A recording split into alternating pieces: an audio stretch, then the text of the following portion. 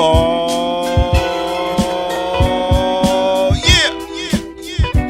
Welcome out once again to the Remix Morning Show. Right here on Black Power Media, in case you did not know.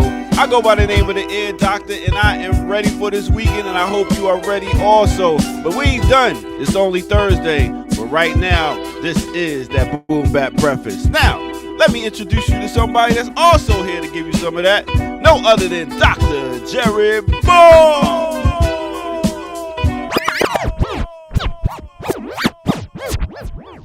So no disrespect to any of the beats you started us with, but you had started, just before we went live, you started humming something I thought you were going to play. Oh.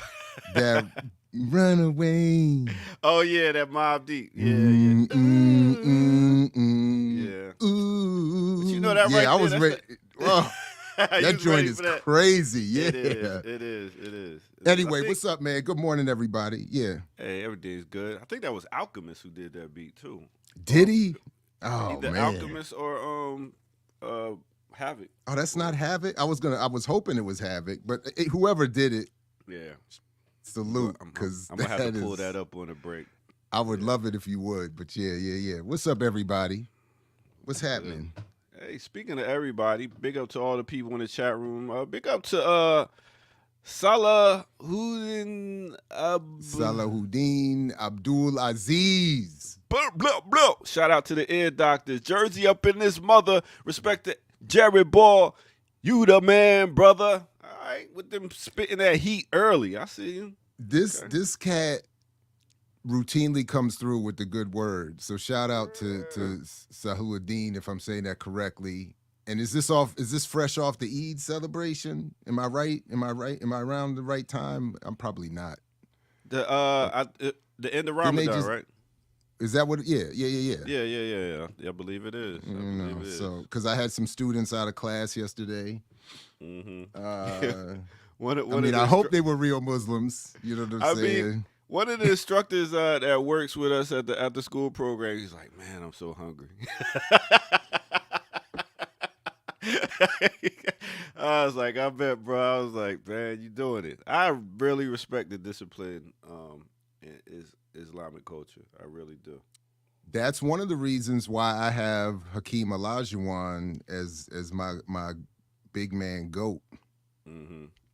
Because he played a number of big-time finals and playoff games coming off of fasts.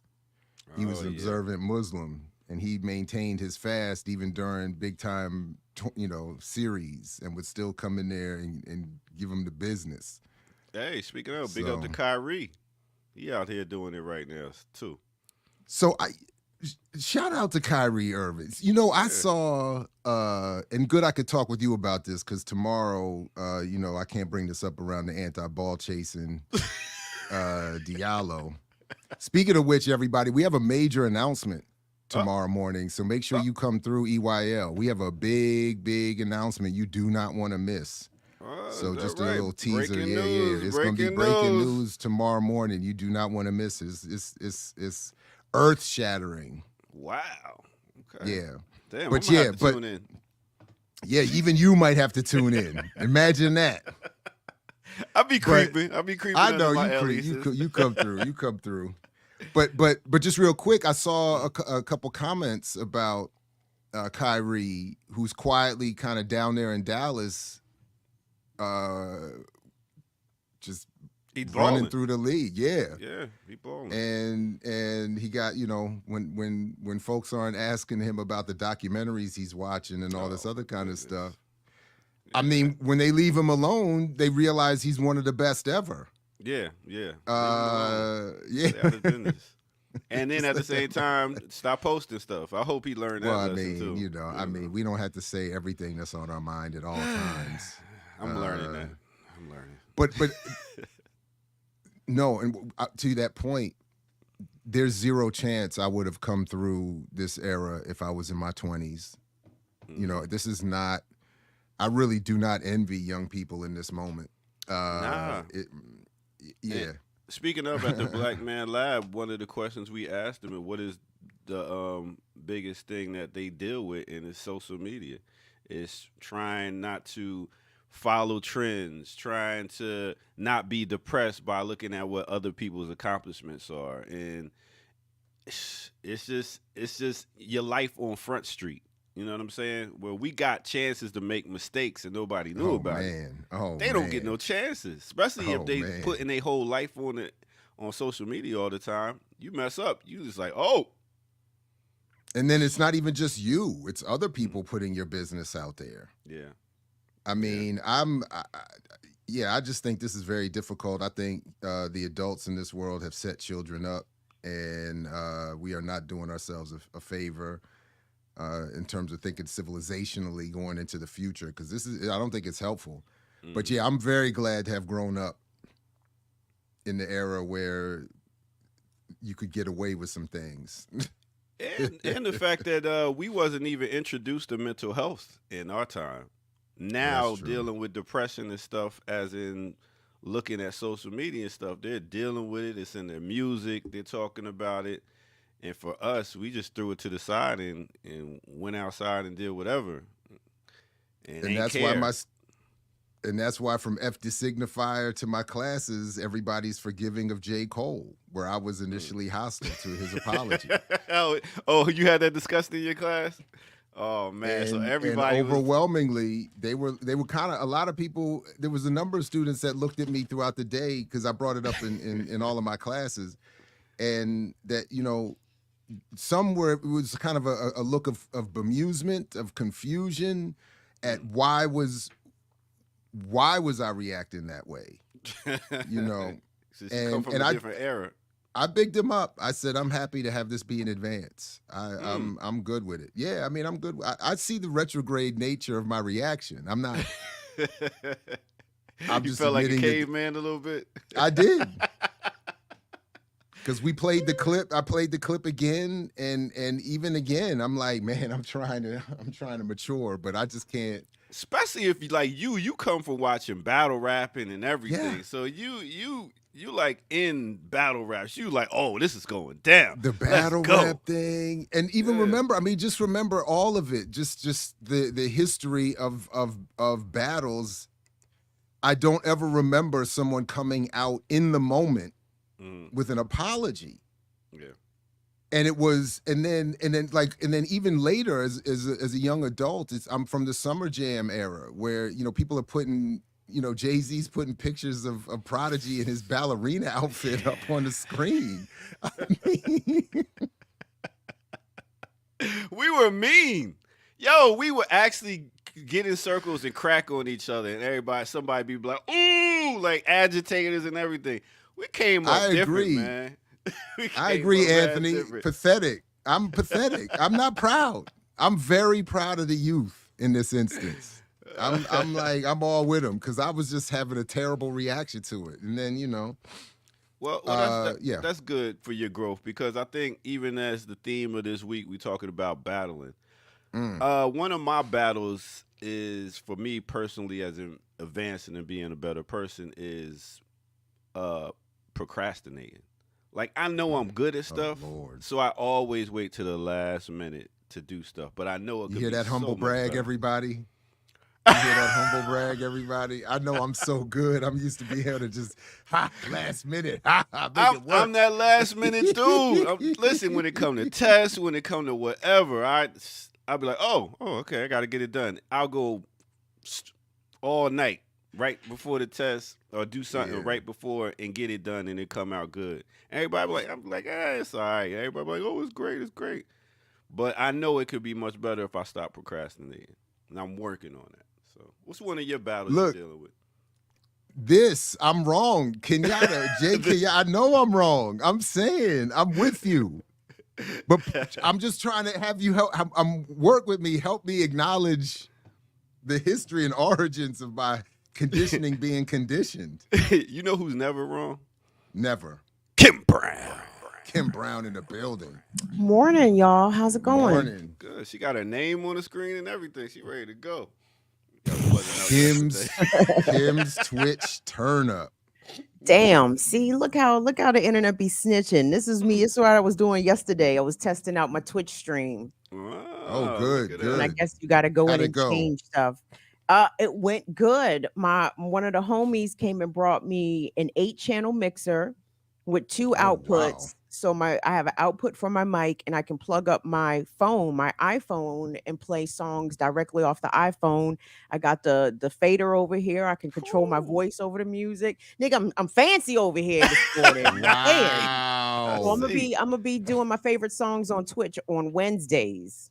Nice. Yeah. Nice. DJ Kim, burn it down, Kim Brown. I wish. I don't have the skill set, bro. All that coordination and turntablism that the ear doctor be displaying for us. Nah. Ear doctor, you used to carry crates. Like we talk about different folks out here. You know what I'm saying? All them crates. Carrying asses. Yes. Y'all DJ on a different level out here. It's easy. It's light work now. You know what I'm saying? That shit's just a hard drive now. But before, when the brubs was loading up the crates to go to the clubs, and have to load them joints up at night at the end of the night too, I know the struggle. Yeah. Do you know? My bad. Go ahead. I was just thinking I got to do a prom this weekend on Saturday, and I was just thinking about, damn, back in the day I would have had to go get a bunch of new albums and then go sift through them. Now I could just beep, boop, boop, boop, boop. That's it. What you about to say, boy? I was going to ask Kim if you ever came across, or if you happen to know DJ Two-Tone Jones, North Carolina original, DC legendary. I don't think I know him personally, but I know I think he runs with them that WBL crew, right? Like Yep. Okay. WBL, a little bit of PFW back in the day. He rocked with us on the Black Academics. Brilliant DJ. But I just bring him up because I remember he was the DJ I got to watch have to go through that transitional struggle. Because he was one of the last ones I remember who was like, I'm only using vinyl. I'm not moving. I'm not changing. Even if it breaks my back, I'm going to keep this vinyl. And then one day, I showed up at the spot and saw him rocking the Serato or whatever, Serato. And it was just that little look of... Oh, damn. You know, like I had to do, because it's not practical anymore. It's not. Yeah. So it was told it wasn't hate. It was just like, come on, man, we got to be realistic here. You know what? So, actually, Saturday I got invited to a party they do called Kicking Up Dust, and it's nothing but DJs with vinyl. So they nice. Yeah. Oh, right on. Y'all come down here. We're going to have a ball. I'm telling you. And some of those vinyl connections are very valuable. I have a lot of my DJ friends who DJ'd, around the turn of the century. And these members have very valuable vinyl collections. One of them is one of my friends has a bunch of vinyl on consignment. He said that he sold his Dangerously in Love on vinyl, Beyonce's first album on vinyl, 150 bones, y'all. Yeah, they gone. My boy down the street got a record store. He's still selling records, and he's been in business he just had a 30th anniversary. Damn. Yeah, selling records still to this day. I'm like, damn. He's like, people just buy them on some vintage shit.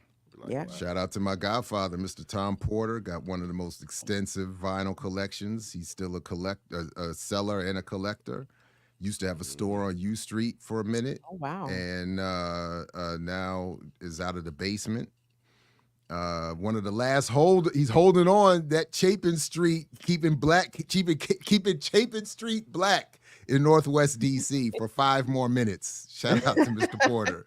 And but he got so many vinyls, and the Japanese, and my mother's people be buying them up. Jews and the Japanese love old black classic records. But speaking of which, I see it in the chat. Some DC area legends, the late great DJ Sam the Man Burns getting a shout out, and then of course Mr. C, rest in peace. Mr. C just passed away. I thought I was just listening to him yesterday. I guess they were doing a tribute. Well, yeah, he has a show on a couple like Rock the Bells and some other. That's what I was listening to. Yeah. I was listening to Rock the Bells, and so when I saw the news later this morning, of course the legendary DJ Big Daddy Kane mixtape, all of that stuff, and I thought I thought I was listening to his show, and but yeah, so rest in power to him as well. Hey, Only 57 is what is the age that I heard that Mr. C was when he passed. Yeah, and it's dim on that Gen X horizon, y'all. Yo, I'm saying little dim on that Gen X horizon. It's like, God damn, can niggas make it to 60? I was about to say, I'm like, damn, like what is middle age? 35? I really thought. It's wild you said that. I was really thinking, is this like a record for a generation? It just feels like, maybe because it's mine, so I guess that's how it is normally, but it just feels like we just setting a record for too early deaths. Man, but yeah. That's wild. Kim, before we move on to take our break, quick question. We was wondering about battling stuff and trying to have self-improvement. What do you feel you're battling, trying to improve yourself with? Like I was saying, procrastination. Jared was talking about his pettiness. Is it or? I want to actually come back to that a little bit because that's a little bit misunderstood. But it was because it's not petty. I was just acknowledging being wrong and immature in my response to J. Cole. Like I have some immaturity to get over. Okay, so I would claim that. Not the pettiness. We'll come back to that. But yeah, Kim, what do you, anything trying to you figure want out which direction is Jared trying to improve his petty? Trying to be less or more? Like how are we defining improving out here? Well, as I define petty, I want to become better at it. So, but in terms of what I know I need to get better at in terms of correcting, because I don't see my pettiness as needing correction. But we'll come back to that. You're a master. I think. Let it be. Speaking of getting better every day, okay, Franklin. Super Saiyan at pettiness. You know what I'm saying? I want to hear more about the pettiness. I definitely want to hear the definitional term of how pettiness is applied. Yes. And the ways in which improvement. Because I feel like when you're saying it, you feel misunderstood. I do feel misunderstood. Yeah. So but we're in the traditional sense where I do need to correct myself, and I acknowledge that, is this immaturity. I am. The response to the J. Cole apology, I have to acknowledge, was immature, and I would like to improve. When my students are out maturing me, I feel like I need to take the hint when they're the ones looking at me with disappointment. Like, Dr. Ball, we trying to advance. Damn. You holding us back. Holding us back, Prof. You holding us back. I feel like that when I say I like watching Al Bundy show, or I feel like watching Sanford and Children. Yeah, man. I'll be like, Al Bundy was the man, but it's so many young be like, how can you hear what he said? I guess it's like watching Archie Bunker and stuff like that. And it's like, yo, how can you get away with saying shit like that? But it was that time. You know what I mean? I'm one for the lowbrow humor, though, or the, no sacred cows humor. So that kind of stuff doesn't bother me as much about. I actually get offended that people get offended. I'm just like that. I mean, it's like when we showed that updated Good Times thing, I was offended by that. I was like, you guys showed it on Earn Your Liberation. I was like, that's really stereotypes and disgusting and the rest of it. But I think there's humor when it's done well.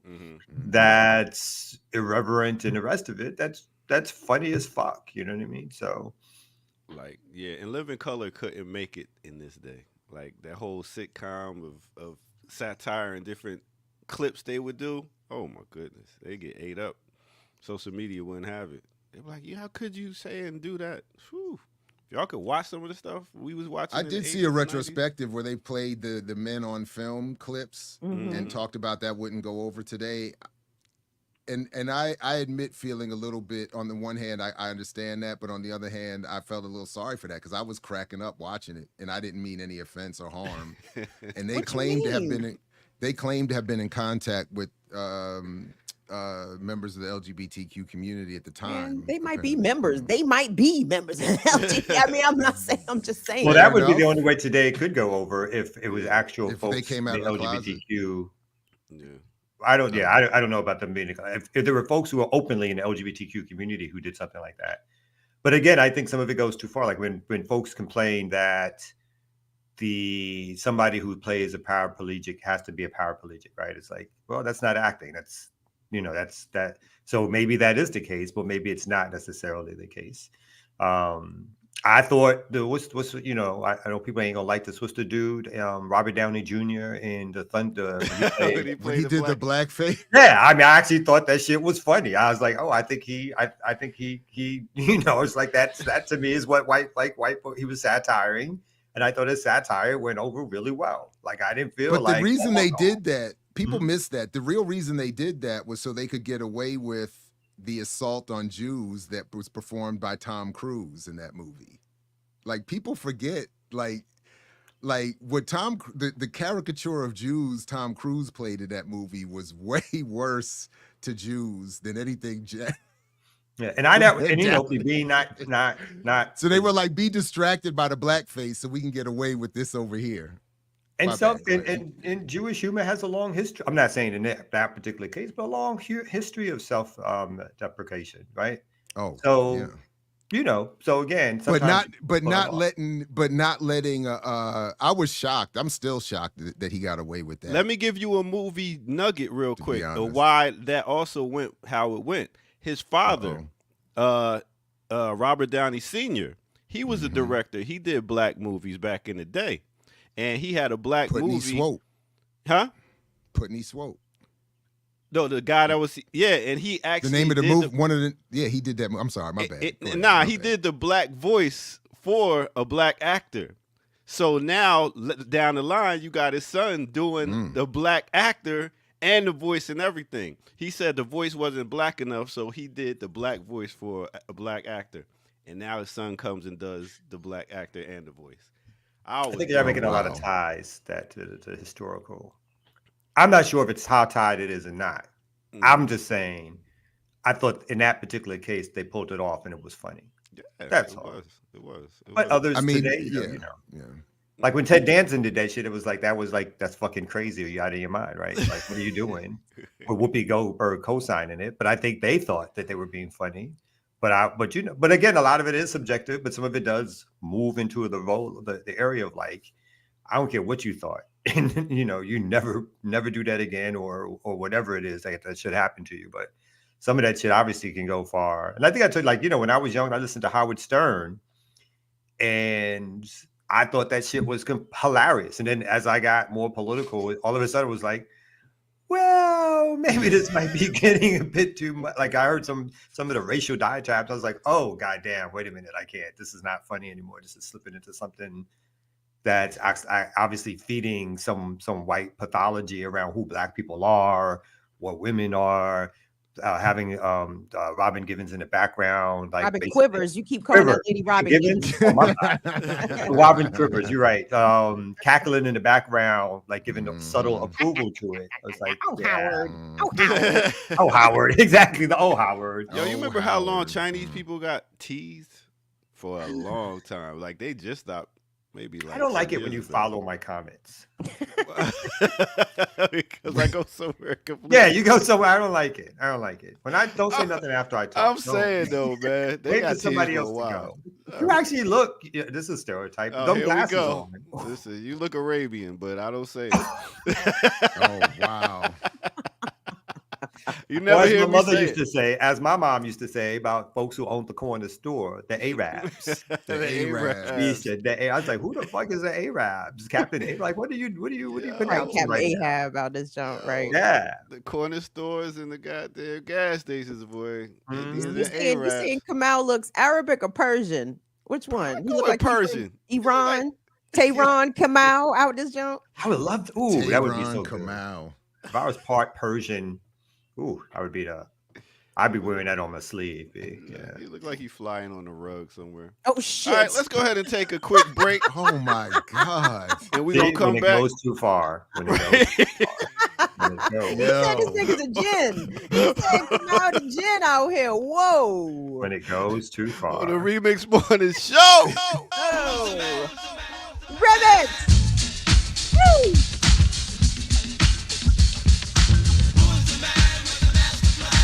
DJ Mr. C. Who is the man with the master plan? He goes by the name of the Big Daddy Kane. Yeah. What's good, everybody? Welcome out. All right, this is the Remix Morning Show. I go by the name of the Ear Doctor. Hey, make sure you hit that like button, that subscribe button. If you're new to the channel, do that and tell somebody, yo, this is the channel. Like, this is a party. You got to go out there and tell people. You got to share, and let them know that you got to watch Black Power Media. They got this show on Tuesday through Thursday, 8 a.m. to 10 a.m. called the Remix Morning Show. Listen, I never seen nothing like it. They got a DJ. They got a whole bunch of hosts that be kicking it and bringing you all that news that you don't regularly hear from a radical perspective. Oh, my goodness. I'm just saying, that's how I would say it if I was y'all. That's how I do say it. So anyway, go to patreon.com, become a member over there, get some footage that's rare, and you could drop some change right here in the chat room. We would definitely appreciate that. As you hear in the background, not every DJ is good enough to get a song on the album. You got Jam Master Jay, who had his own song on the album. You had Eric B, who had his own song on the album. You got people like certain DJs, but not every DJ. But one DJ we got to show love to that just made his transition is no other than DJ Mr. C. That's right, DJ Mr. C, also known as Calvin LeBrun. He is a DJ, a broadcaster, a record executive. He's radio station in New York, 103.9. He's known for credited coming up and discovering rappers like Big Daddy Kane, being on his debut album, Long Live the Kane that came out in 1988, and executive producer and founder of Biggie Smalls. That's right, the notorious B.I.G. Ready to Die. So he learned how to DJ at a young age, got down with a DJ crew called DJ Night in the Nights of Hollywood. And after that, he just took off, met Big Daddy Kane, and just took off from there. Got more into the record industry and found B.I.G., became that guy, executive producer on his album, brought him to No Diddy. And from there, he even came up with an Island Tropical Punch for tropical fantasy soft drinks. Also, he was in the Grand Theft Auto video game as a radio DJ in that also. He's done many things, but he had a little stuff in the news in 2013 about his sexuality and stuff like that, dealing with trans women. He said he was just trying to get some oral. Yeah? You gotta do what you gotta do. But he just had his transition April 10th, 2024, and it's not known how he died, but he did die at the age of 57. So big up to that man, DJ Mr. C, on the mix. Let's get back to the Remix Morning Crew. You know how we do. My man, my fellow. Who is the man with the master plan? DJ Mr. C. Yeah. No, his producing resume, I mean, not many people get a Big Daddy Kane and a Biggie on a resume, though. You know what I'm saying? What joints did he produce on Ready to Die? Because I know he did have a couple joints. Was it like Machine Gun Funk? Like, which was his joints? I just know he was executive producer. I didn't know what songs he did. I would have to look that up. Chat, no. Where's Minister Server? He in this joint? Mr. Server, no. Chat. I don't know the answer to that particular question, but I do just want to give a specific shout out to the mixtapes he also made as well. Like he used to produce a lot of mixtapes, and for some of us who used to literally would make the ride up and down 95, not for the exciting dope and drugs and whatever, but literally for mixtapes. I appreciate that. But yeah, I would be interested to know what exactly he's listed on his Wikipedia as an associate producer on Ready to Die. I don't know what that means though. It means Biggie said, "I'm taking all cred," and you got to get a little lower down there on the scale. So, well, I was thinking it could also mean the opposite. And then Diddy said, "Yeah, you forgot what Diddy said." He's like, "Yeah, you found them, all but." Of it. That's what I took it more as an opposite. That it's somebody throwing him probably just a few dollars. Yeah. Thanks for finding them. Appreciate it. About when Mr. C made the news, though, back in 2013, when he was alleged to have been picking up trans sex workers, bringing this back to the conversation that's happening right now around Diddy and his alleged involvement with Meek Mill and the nature of their relationship. It's like I feel really sad for people in rap music, especially men in hip hop culture, like who maybe like men, and these dudes can never feel comfortable coming out and being themselves, and it's because of the misogyny, the hypermasculinity, the toxic masculinity, and I just feel bad that these brothers are relegated to the closet and looking for love in all the wrong places, as it were. You know what I'm saying? And it's just too bad. And it's not just people like Mr. C and whoever else. I think about artists like Luther Vandross. You know what I'm saying? Luther was singing love songs, couldn't even come out and be himself because of the nature of the culture and the hostility towards LGBTQ folks. So it's unfortunate. He walks so Stan Smith can fly. Nigga, who is who? Who's Stan Smith? He's the white guy that's in the LGBT. He's a singer. When have the whites ever had problems coming out? But I'm just saying, I think the whites had problems. Okay, you got I think maybe Little Nas X is the better comparison. Yeah, right? I was gonna say even I need a little more nationalism in this conversation. I'm not interested in the comparisons. Sam Smith, my bad. Yes, thank you, chat room. Sam to Smith. whomever else. Yeah, but the white Brit singing R&B, we've seen that before. Shout out to George Michael. You know what I'm saying? Like that's that's true. And boy George. George Michael was dope though. Yeah, was he? Like, come on, you can't front on. Do you really wanna hurt me? I don't know George. That was a joint. I like. that was not him. That was somebody else. That was Boy George. Thank you. That was Boy George.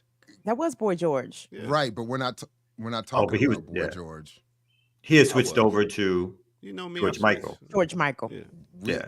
But then here come Ear Doctor derailing. As usual. Duh. Yo, big up to Law Librarian. Good morning from Turtle Island, West Coast. Big up to the West Coast up early. West Coast. There was that period though in the 80s where folk like George Michael, not George Michael, Boy George, Prince, in terms of the fluidness of sexuality, which was accepted, or androgynous, which was relatively speaking not in hip hop, but accepted in different genres of music, including Black music. I mean, even before that, when you think of like a Sly and the Family Stone, Little Richard.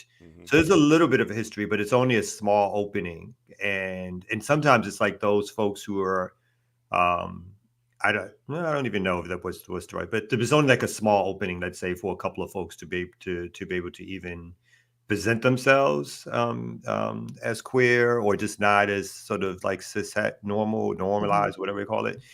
So, but like I agree with you. Like today, there seems to be a bigger opening, but probably still not as big as it needs to be by any stretch of the imagination. Pause. Oh, thank you. What did I say? Thank you. Nothing. Keep talking. You good. I thought I was gonna be petty if I said this. Kim, you listen. The immaturity is contagious. I blame Cam and Mace for spreading it to the Dr. Ball. Let's give it up for Kim. I'm so all of her political analysis. I'm disappointed in myself. I'm sorry. No, all of your political analysis, everything. The first thing that gets him excited after 3 years of Kim being on there is saying pause. Yeah. That's the. Because it now was he loves you to death forever. I was over here like, what did I say? I don't even remember it. You said there's been, and if we go by Cam and Mace rules, you've already had like 5 this morning. I've been over here really, really struggling. I've been like, it's just been rapid fire. Foreman in his chair trying to sit on these pauses. Like literally yesterday, I'm listening to them on the way home. They got into it is so bad. I was literally crying. Literal tears were falling out of my face yesterday. They got into a back of, and because then they start going into each other's lyrics. Cam starts digging into. And he said you had one of the most popular verses, and in your verse you say "Scooter school me to the game," and now I gotta blow like Hootie. And he kept saying, hilarious. What did you mean, Mace? Stay low, blow like Hootie. And I promise you, I thought I was gonna have to literally pull the car over. I said, this is not even safe anymore. I couldn't. I was crying in the car. And then part of it is me. What also drives the humor for me is me thinking in like a Panopticon view kind of way. Damn. Like if I'm watching myself. If I could watch myself doing this as myself, assessing myself, it's just like you are a complete cartoon right now, my dude. You're a complete caricature. But I couldn't help it. So it's bad. It's really bad. Sorry about that. We're working on it. We're working on being better. Big up to Yazad who reads $5. Have y'all hear the song Back on 74 by Jungle? It has that undeniable black sound, but it's somewhat white woman. But it's some. I don't know that. Me neither. Send it to Ear Doctor. Maybe we can test it out. The one that got me is the one that Jay-Z and them sampled for that apology joint. I'm never going to treat you like I should. And when I looked her up and saw that she was a hefty white woman who can sing like that, I was like, damn. I don't even know I honestly can't remember who it is, but she is killing it. And then they got some live performances of her and her band doing that song. I was like, damn. So maybe that's akin to that kind of. Well, let me get out of here and go look up Panoptic. What was that word you used again? Panopticon. I learned that from Greg Tate back in the day. I remember reading it for the first time. I was like, what is that? That's amazing. It's a prison where all the prisoners can be seen at all times by guards who themselves are unseen. That's where the concept comes from. Thank you. Interesting. Right, appreciate it. All right, I'll catch you on the next break. Peace. Thank you, Air Doctor. What's up, fellas? How y'all feel this morning? And by the way, just quickly, Tate's use of that was to talk about white performance of blackness. That was the context of his use of that whites can survey all of blackness and then without being seen and then pick from it and then perform it. And it was deep. Damn, Jared, get out my head. Because I was gonna bring a video to the show this morning because Sunday morning, you ever just sit on a remote and the remote changed to some random channel and it's like, I didn't turn to this. The remote changes to some religious stuff, paid programming on whatever. And it's the whites, right? When I tell you the whites is doing their best Kirk Franklin, I was shocked. I sat there for 5 whole minutes, jaw agape, like, don't show white people shit else, black folks. They even got a little Kirk Franklin nigga, a little white boy doing Kirk Franklin. I said, wow. I said, the blacks have been involved in this production. It was white folks up there. I saw a couple of chocolate sprinkles in there, but it was mostly white folks, and they got us, y'all. When I tell you they got black gospel, the Southeastern University Choir, I had to look them up on YouTube. I said, who is these? Who are these? I was furious and amazed at the same time. I was furious. Can we get a quick video? Can we find a quick video to bring it up? Let me see if I can look. Any keywords come to mind? Any? What was it? What's the name of the Southeastern, all one word, Southeastern University Choir. So the first few videos that come up, it wasn't what I saw on the television. They was getting funky. I said, I have never, in 1,000 years, white Christians have never worshipped with syncopation in the beat. Okay. 1,000 years. And this is a cultural, sociological, anthropological shift. I am stunned. And whoever is the black person directing this white choir, shame on you. Stop showing white folks our shit. Stop it. Oh, wait, I got one. Wait a minute. This might be one. Hold on. Wait a minute. Uh-oh. And the joints I was finding on YouTube was not nearly as funky as the shit I saw on the television on Sunday morning. But they was this a little one sounded like they got into a groove in this one. Stand to your feet right now. Let's worship the Lord together. Come on, put your hands together and praise the King. When have you ever heard white worthy to be praised tonight? Oh, yeah, choir, is he worthy to be praised? Crank him up, Jared. Sing this song with us. It says this: we have come to worship. We have come to worship. And lift up hands of praise. Lift up hands of praise. We have come to praise. We have come to praise Him. And bless His holy name. Bless His holy name. Come on, sing that with us. We have come. Oh, we have come to worship. And lift up hands of praise. I like it a couple of things. Man, if you don't take this,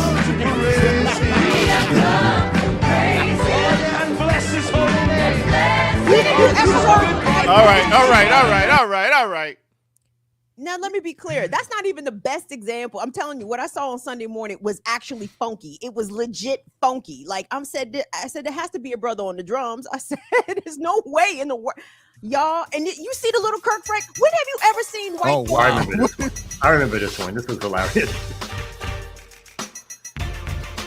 What is Wait. You know, you gotta wait for him to do his shit. Wait for him to do his shit. The renewed mind is the key to the power. No, it's strictly white, but wait for him to do his shit. Wait a minute, Wait for him to do his solo, B. Wait for him to The do his solo. synchronization. Oh my God. They are killing the game. No. He's gonna do it solo. It's gonna be pure Michael Jackson. Oh, that's like Turbo and Ozone. Break it. And we live for him, and I'll Hey, make Kelly. time and hour. All right. Hey, no. You gotta wait for him to do his solo dance, man. His solo dance. I don't know, skip ahead a little bit. Let I me don't know how long he about to break it down for us. see if I can skip ahead a little bit. This really. Where is the note, though, kids? Wow. Where did the note is lost? Oh, go back a little Wow. bit. Go back. Oh, look at that boy. Look at that boy. There you go. He's about to do his solo, Oh, shit. Oh, what?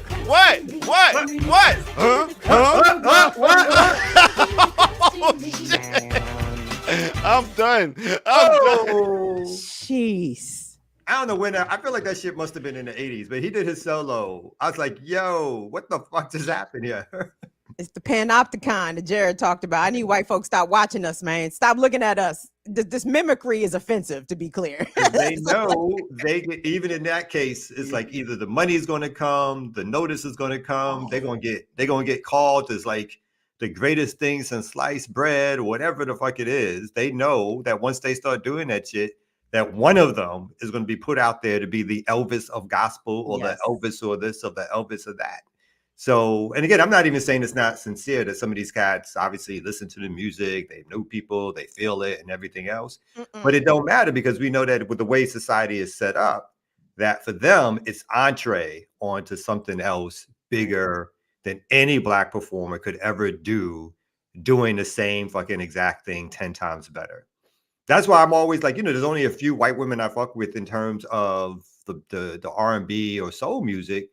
Because, again, it's not to make light of but you just catch people, black people can sing who ain't famous 10 times better, never got the break. And just one white woman will just take off and top the charts, and or a white dude will take off and top the charts. Like, what's that dude? Again, that dude in hip hop now, just that white dude they got like as the savior of hip hop, Jack somebody or whatever. Jack Harlow. Yeah, Jack Harlow. I think I told y'all once somebody called them, they got dragged, but they called them at one point the Stevie Wonder of our generation and shit like that. It's like, this motherfucker. So no, I took a stance in our household over that name. My daughters mentioned him and started talking about him in some halfway decent way, and I was like, no, this is not. We're not doing that. He got a song talking about I don't need no care. whips and chains. Really, dude? Yeah. Oh, I thought you were about to say he had a song that's halfway decent. Oh, I don't care. No. Like for me, it's not a judgment. It's the same thing I felt about Caitlin Clark. I recognize the skill. I don't care. It's just on GP. This is not. I'm not supporting this. All of them. What's her name? You know, the big time singer. Adele. Yeah, all of them. I recognize the skill. I'm not mad at it. But hold on. As it pertains to these whites doing gospel music, right? So let's even talk about the racial segregation of religious music, because as far as Billboard goes, there's gospel, which is black religious music, and then there's Christian contemporary, which is white folk shit, right? And let me tell you something. I've been to many white church. I've been to Catholic white church, Protestant white church, Episcopalian white church. In 1,000 years, the whites have never clapped on beat, and they have never worshiped the Lord in that syncopated, rhythmic way. And I'm definitely telling not the Catholics. None of them. Pick one. Jackson, Jordan, Tyson, pick one. It don't matter. This is new age biting. This is another level of biting. I guess the whites is furious that Beyonce has come and stomped on country. So they said, all right, we gonna put Peter out front as our little Kirk Franklin. Oh wow. And here they come. I was stunned to see hear the harmonies and the rhythm of the band, and I said the whites have never worshiped God in this way. I'm actually surprised it's taken so long. You're right, but I'm surprised it's taken this long for them to grab that up. I think it's because it's not the commercial, the commercial, you know, success of it. Probably it's been like, oh, we can just once it goes from gospel to R&B or some popish thing, then we'll take it over from that. But I'm not, you know, but I'm surprised it has taken that long. You know, I've never been more team Beyonce than now. Like I'm all for it. I hope she runs through the charts, just dominates the chart. But just quickly, Maria Reyes, what are your thoughts on Eminem? That's my thoughts. I don't care how good he is. He cannot be top whatever. I just refuse. I don't accept it. I reject it out the gate. It's not personal. I'm happy to explain the context. I just refuse to. You just can't have every single thing and all this praise. And then a little bit is like, I remember when MC Juice, I think, beat him in freestyle competition. I remember, you know, there are other MCs out here. I still think Cannabis was giving him the business and was upset by the industry a little bit in that back. I'm like, Pharoah Monch to me does everything that he does with all the syncopation and all of that, but with the intellect on top of it. So I don't need Eminem. I'm good on that. And then, yes, one of the few times TJ Hamilton said Backyard Band's cover of Adele's Hello is 1,000% better. One of the few times I ever tagged an artist is when I tagged Adele in Backyard and said, Adele, you should thank them. They did you a favor. Listen, Ashley Simpson's Pieces of Me has never had more life than Rare Essence when they did it. I'm like, who is Ashley Simpson? This is Rare Essence's song. What are y'all talking about? Exactly. In fact, that's what happened. I heard that for the first time through Rare Essence's song, and my children had to tell me it was who it was. And I was like, it don't matter. I was like, I don't care who that. I know they're covering somebody's song and whoever it used to be. And then when they told me, whose they were doing, I was like, oh, never mind that. I mean, you know. And Kamal's favorite artist, Sade, when they did that Cherish the Day, man, that's hard. They did No Ordinary Love. Oh, No Ordinary Love. They did Cherish the Day too. Yeah. 911, really? the band 911 did Cherish the Day, and I'm blasphemous enough to say it was better. And I love Sade. I just think it's better. You put that pocket on it. Cherish the Day. Boom, boom. Speaking of a white artist that does black music, Sade. Yeah. Stop. Oh, no. Why are you this way? Is he get back there? Can she reach out and lay just bop you upside your head gently, but firmly? Can she firmly but gently bop you upside your dome? Just what saying. Are you crazy? Slightly overrated. Just slightly overrated, Sade. Just slightly overrated. See, this is where you and I fall out, Kamal. You know what I'm saying? This is where there's a divergence here betwixt Kamal and I. This is where we separate politically. Like, what? You crazy? Slightly overrated. You are out your brain. You know, the light-skinned African woman. The Brooklyn is really taking over too much. Just like the light-skinned African woman. Come on. The all the African women. All the African singers in the world. It's Sade. Of all the light-skinned kettles, call it the light-skinned pots.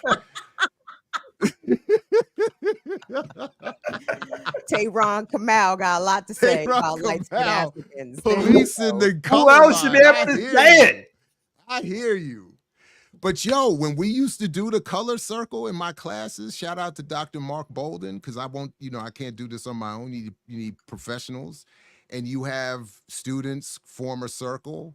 It has to be an all-black class, but form a circle from light to dark. And you just tell them to go form a circle light to dark.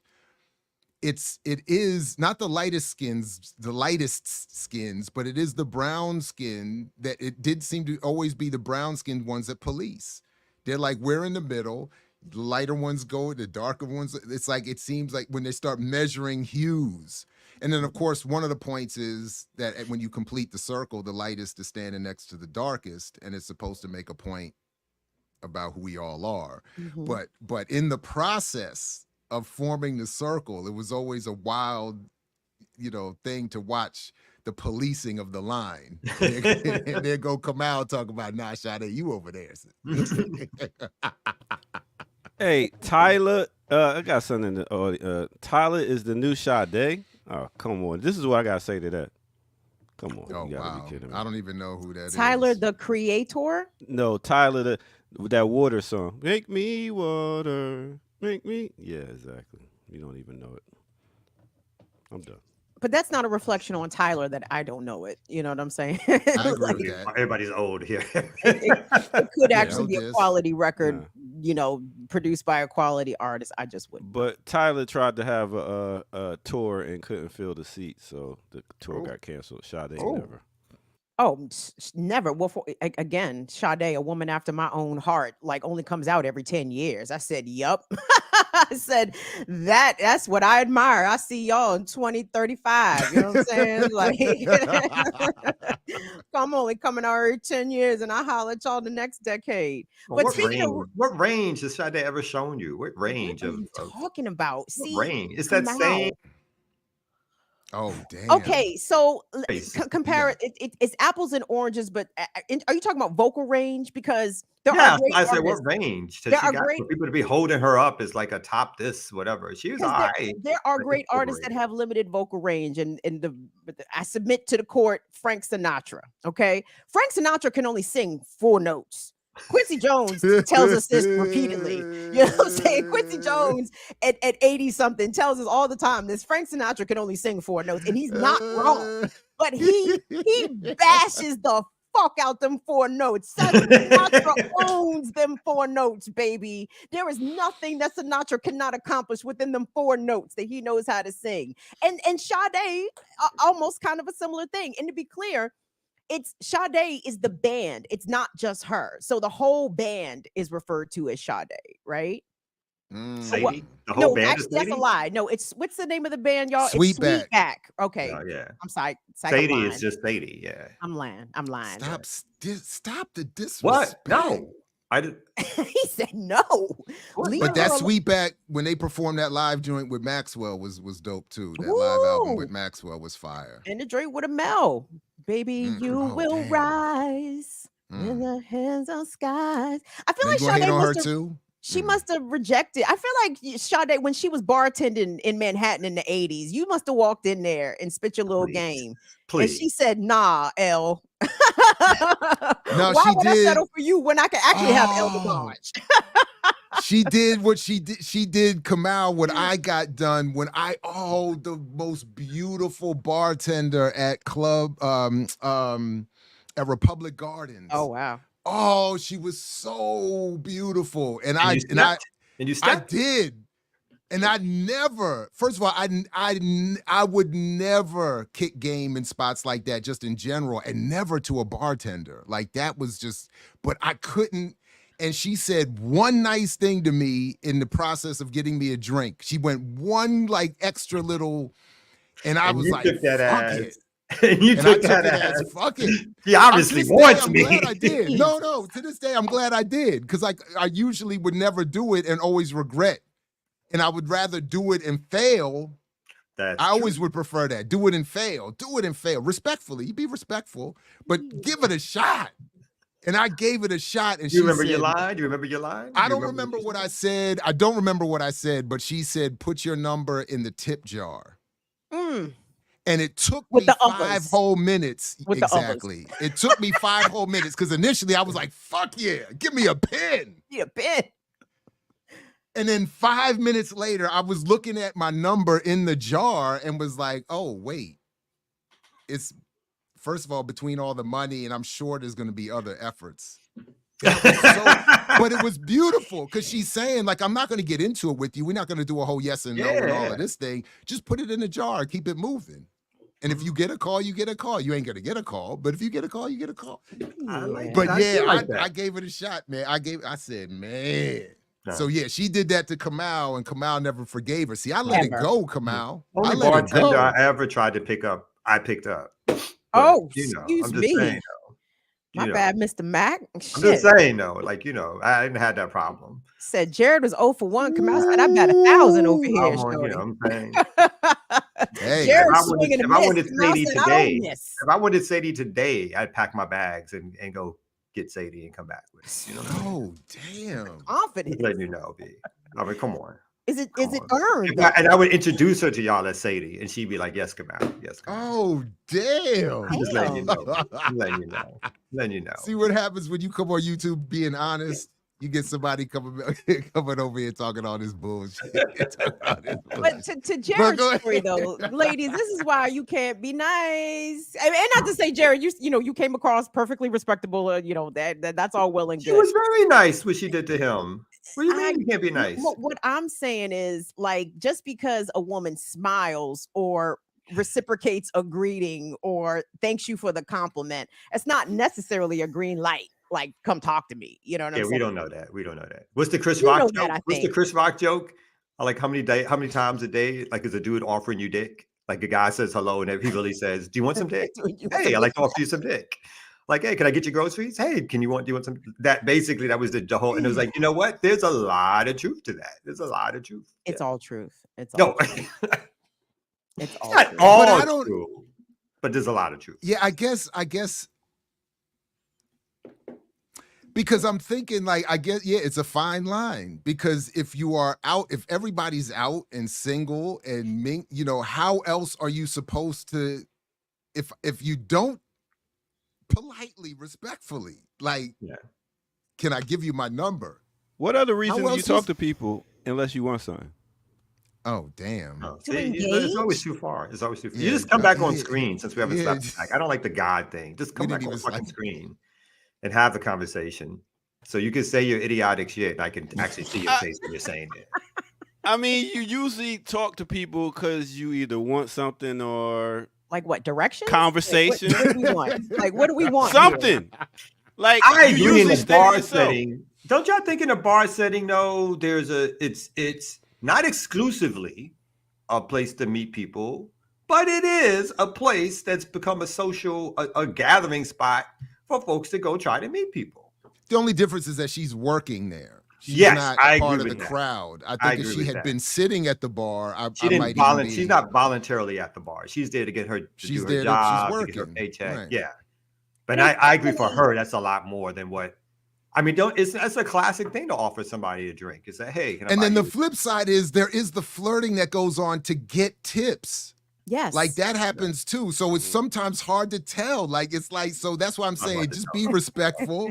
And if she says no or whatever the response is, or unless you get, except for when you're Kamau and it's all just yeses all day long, then just let it ride. Just let it ride. Just be like, okay, my number's at the bottom of a jar. That's why all these millionaires and stuff get caught up with somebody in the service industry. Like the Tiger Woods and somebody like that. They get caught up with somebody that's serving them. They're nice, they're polite, and they're like, oh, wow, they're treating me a certain way. They must like me. So there you go ahead and No, I don't think that's true at all. Okay. I think Tiger Woods had a fetish for trailer park white girls. He had a fetish for it. A fetish, not even like a not even. But those are the girls he cheated with. I don't think his wife was. Well, she Yeah, might no, have been exactly. apparently jealous she of was him. the That was exact his preference. opposite. He can't marry it. He can't marry one. But on the side, all day, all night, everybody who came out and said I fucked Tiger was some girl who was like a step away from the trailer park. They were We like, had to step out of the trailer park home to do the interview and Can I talk say, about. come out? That's a little classist. It is a lot. It is classes. I'm saying that was his preference. It is. He had a class preference. I'm talking about you. Every Why? poor white don't live in the trailer park, sir. Well, you know, They live in for projects. my life, too. for my limited experience. In Oh, Brooklyn. all them trailer parks in Brooklyn? Is that what I'm you saying heard? from my limited experience in Brooklyn, what I heard Taylor's was the Kitchen. poor whites live in the trailer parks. That was the portrayal. Down south they do. See, But that's again also not true. Poor whites live in the shotgun houses. You know what I'm saying? And they live in they have the shanty but towns. you I have to think. admit, when you drive by a trailer park, who do you think is in there? This is you have to admit that. Who do you think is? What's the She first know. thing that comes to She your know. mind? I mean, This that's is who the lived in clip. That's who lived in the trailer parks from where I was from. But then the whites got rid of they got rid of the trailer parks before they got rid of where the places where the Negroes live. Oh yeah, the rich whites don't want the poor whites next to them. Mm-mm. I was gonna say That- that's I'm the not clip saying that that. they're gonna have on Rumble. That's gonna spark the next January 6th.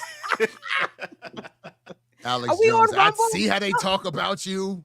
Don't y'all miss being on Rumble antagonizing the racist whites? Come on, we should get back We on was on Rumble. Rumble No, for the 5 comments- days. We couldn't even The figure it few- out. But the few comments I saw in those 5 days, I don't. The criticism from allegedly black audience members who have a lot of sometimes mean things to say is one thing, but the criticism in the comments from the overtly white overt racists, I'm not here for that. Wow, it's I'm- so vintage, it's so pure. Yeah. You know what I'm saying? It's uncut. Being called racism. monkeys is From just like, you know what I mean? We would Yeah, stay in the chat room. We would Right. stay in the chat room. We would be no show. It would just be the chat room show. Like, what they say? Like, delete. No. Oh, that vintage racism. Yes. Monkey. I'm a monkey, huh? Nigga, Let me I'm tell you gonna be a something, you monkey. Rugu. I'm a gorilla then, nigga. You know what I'm saying? That's what white man said. If you're gonna be a monkey, be a gorilla. Whew. Anyway, it's time for us. Are we slapping maps? Nah, we gonna go ahead and, we gonna go ahead and take another It break. is 9:00 out this joint. No, you gotta do a break. You gotta do a break. We're gonna This do is what another break. happens when Here it's we Jared go. and Kamau. I mean, the derailing. Yeah. We cannot advance. We can't I advance agree. the show at all. I feel like when you want news, you gotta come on Wednesdays now. Yeah, We gotta- Wednesdays. Because women I get watched the things done. first hour yesterday, and it was I was like, this is more professional and efficient. It is. I was But in the this is car like fun. this is Thursdays is fun days. We getting y'all ready for the weekend. You know, we'll get to a little bit of news, but we'll get there. we got So- we got to talk about Cornell West's. Oh, new- okay. Well, let me do a quick choice. break and then we'll come Wait, back. wait. His choice. Eric Berkeley, nothing has happened so the far. decision, the campaign decision. No. Eric B, you see what it is up here, man. You see who derails the things, right? Okay, just so everybody can know it and see it. Yes. It's All right, always you do your break. I gotta call Sadie real quick. All right. yeah, In your right. dreams, nigga. Wet dreams. All right, we come back right here in the remix more of the show. Remix.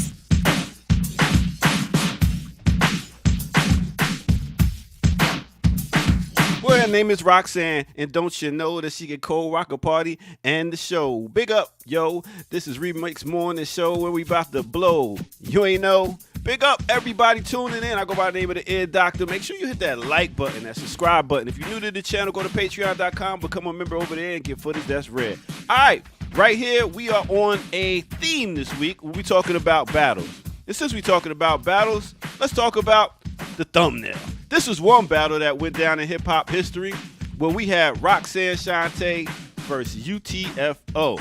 Now, this was known as the Roxanne Wars. The Roxanne Wars. Yes, this was actually a whole era where we talking about Roxanne Shante and we talking about the real Roxanne. So yeah, this went on for a minute. Let me tell you about it real quick. So back in the mid 80s, you had what they do is answer records. So it wasn't no real beef, but it was like, how can I get into this record industry also? Let me make up a fake beef and get on to one of the most popular songs. And at that time, you had Full Force that helped put out UTFO in 1984. Now, they came out with a song called Hanging Out, but on the B-side, it was Roxanne, Roxanne, about a woman that wouldn't give them no play when they was trying to kick it.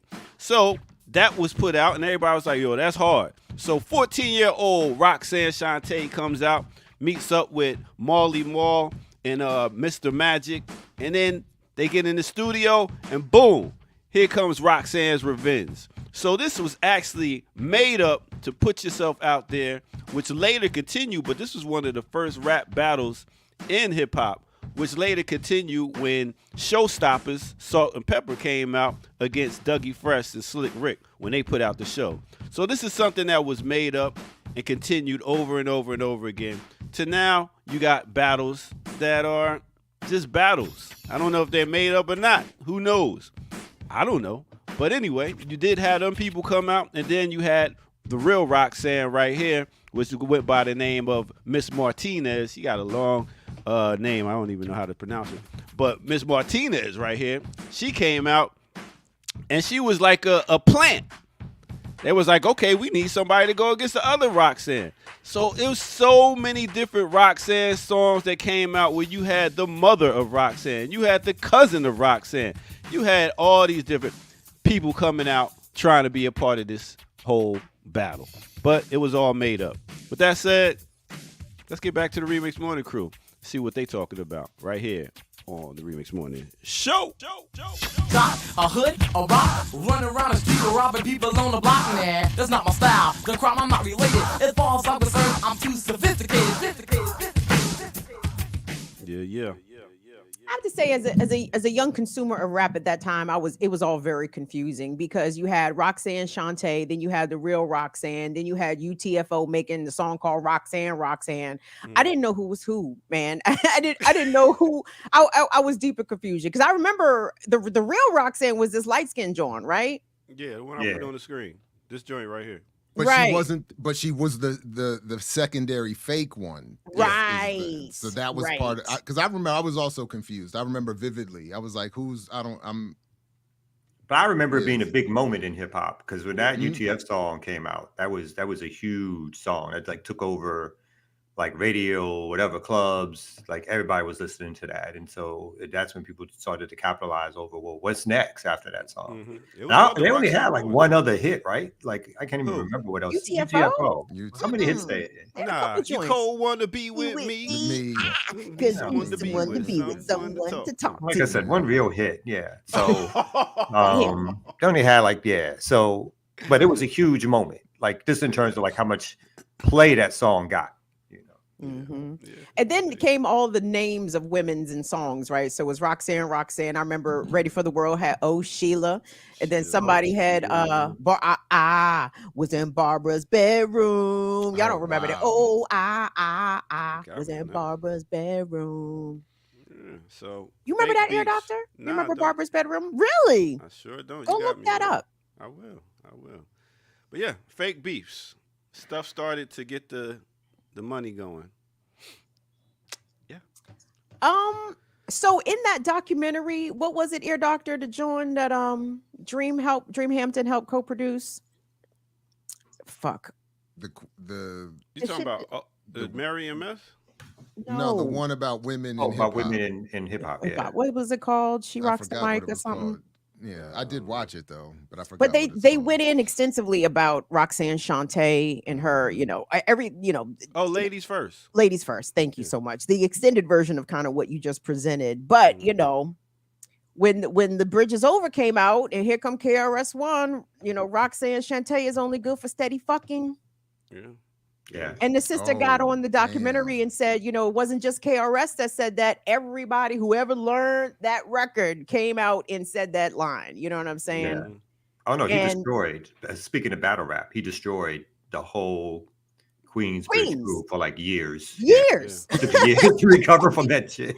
years. But it's kind of the lowbrow way, I suppose, of dissing women. You call them sluts, you call them whores. You say they've been fucked by this one, that one. You know what I'm saying? And That's supposed to shut 14. it all down, right? Oh, she was only 14. She was only 14.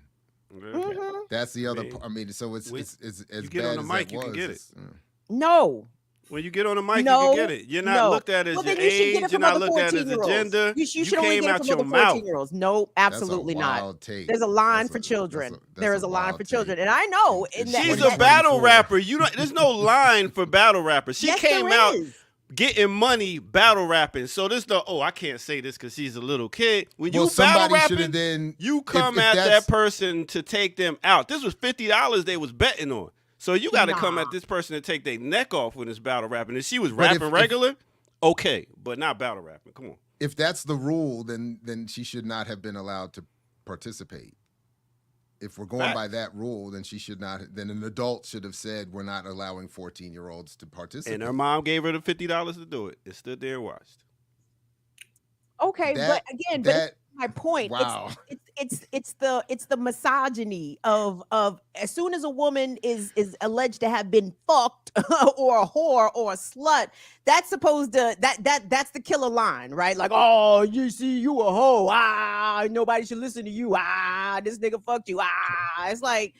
I hate that because it's weak sauce. Number one, it's weak as shit. But in the context of Roxanne Shante, again, she's a 14-year-old girl, and I know nobody give a fuck about black girls, especially in the 80s. Okay, like that was very obvious. But in retrospect, can we look back and say, maybe these men or these older boys or whatever, they shouldn't have been saying Roxanne Shante is only good for steady fucking.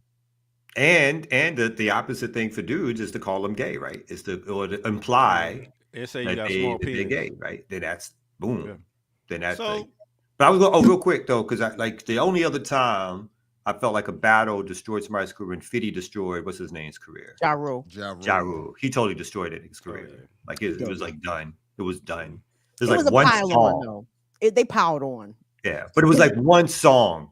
Like this one song destroyed all of your shit. Years in the making.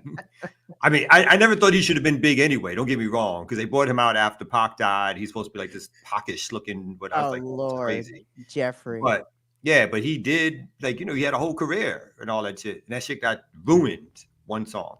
But the one thing Ja Rule should never have been allowed to get away with is that Blood in My Eye recast of George Jackson's album. The book title and cover art, they literally put Ja Rule in the George Jackson cover art on the cover and called it Blood in My Eye, as it was in an album that was meant to be his response to 50. So it wasn't even his attempt to be political. It was just a straight ganking. Yeah, it was so. Well, let me say this before I get thrown off the internet. Oh, God. Listen, you're going to say it anyway, though? There was a white boy that was on my way out. I'm assured that when I say this, I'm going to get thrown off. So let me just say this anyway. There was a white boy that was blind, and he was a battle rapper. He used to come on. Y'all remember this guy? No. He was a white boy. He was blind, and he was a battle rapper. Now, should handicapped people not be in battle raps, and you shouldn't not say anything about their handicap? If they're an adult. I'm with an ear doctor, and this one I'm with you. If you're an adult and you step into that ring, so to speak, with whatever your afflictions could be seen to Blind be, Fury, that's his name. You get what you get. But my only defense, so to speak, here is the fact that I'm not even trying to defend 18-year-old or whatever KRS. That was bad enough. Yeah. I'm saying from the perspective of 50-year-olds in the 2024s, looking back, I think it would be good to say, damn, she was 14. All of that was a flaw. There was just so many layers of flaws from the parenting, from the rhyme KRS said, from her being allowed to participate, from the whole context in which this is occurring. All of that, I'm saying. That's all I'm saying. Yeah. But I do agree. If you're an adult and you step into the ring, I think I think it's all you get. It's not a fair fight. It's not a fair fight. Because if I was battling him, I'd be like, yo, you can't see me. Really? You can't see me. That would have been my first lines if I was coming at this dude. And everybody was like, you would have done it better. I mean, I would have came with some more lyrics, but I would to start it off, so. Like, I mean, but I'm chopping heads off. This is a battle. But I don't see how we went from him to her. How we go from a 14-year-old girl to I'm saying whenever it don't matter who you are, and when you step into that ring. I'm glad you view womanism as an affliction. No, I'm just saying it don't matter. Disability. No, we're not going there. We're not going there. We're not going there. But what I'm saying is, whatever you step into that ring, you can say whatever, and that's just it. That's the battle ring. That's all I'm saying. There's no limitations? No limitations. It's a battle. So I can get in a battle. I can say, I'm gonna get off the stage and go rape your mother and all that, and that's all acceptable because it's a battle. They say it because they'll get you emotionally tied into it and you'll forget. Well, I know why they say it. I'm not questioning it's that. A fight. Is it? Yes, it's a verbal fight. Yeah. Okay. Yeah. What do I know? Yeah, true. I hear you. That one I feel like is beyond even personal targeting of characteristics of an individual. So maybe I need to, because that one I'm not.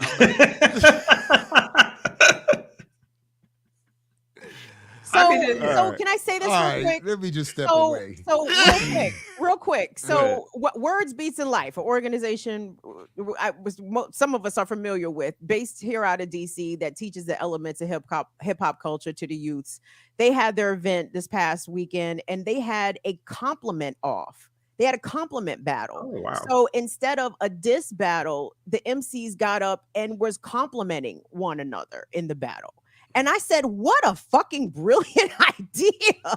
Like, let's turn this shit on its head. Why everything got to be diss and battle? Actually, let's have a compliment battle where the MCs freestyle and compliment one another. I thought that was a brilliant No, I idea. think that's a great idea. And in fact, when I've oh man, you talk about petty. I swear I want to claim that idea. I swear that was my idea. But the compliment one? Oh yeah. But your idea? But shout out to them. Oh, absolutely. Shout out to them for that. But seriously, when I had classes, and we hosted freestyle battles, and we did the same thing. So we did rounds where, first of all, you couldn't use certain language. You couldn't insult anyone. We did one where you specifically had to compliment the other person, and to watch young people struggle with that initially, because the tendency is just so quick to be like, but to have to, it was, so yeah, shout out to them for that. So what I'm saying is, in the context of existing popularized hostile rap battles, I think what I'm talking about. If those are the prescribed rules, that's what I was saying.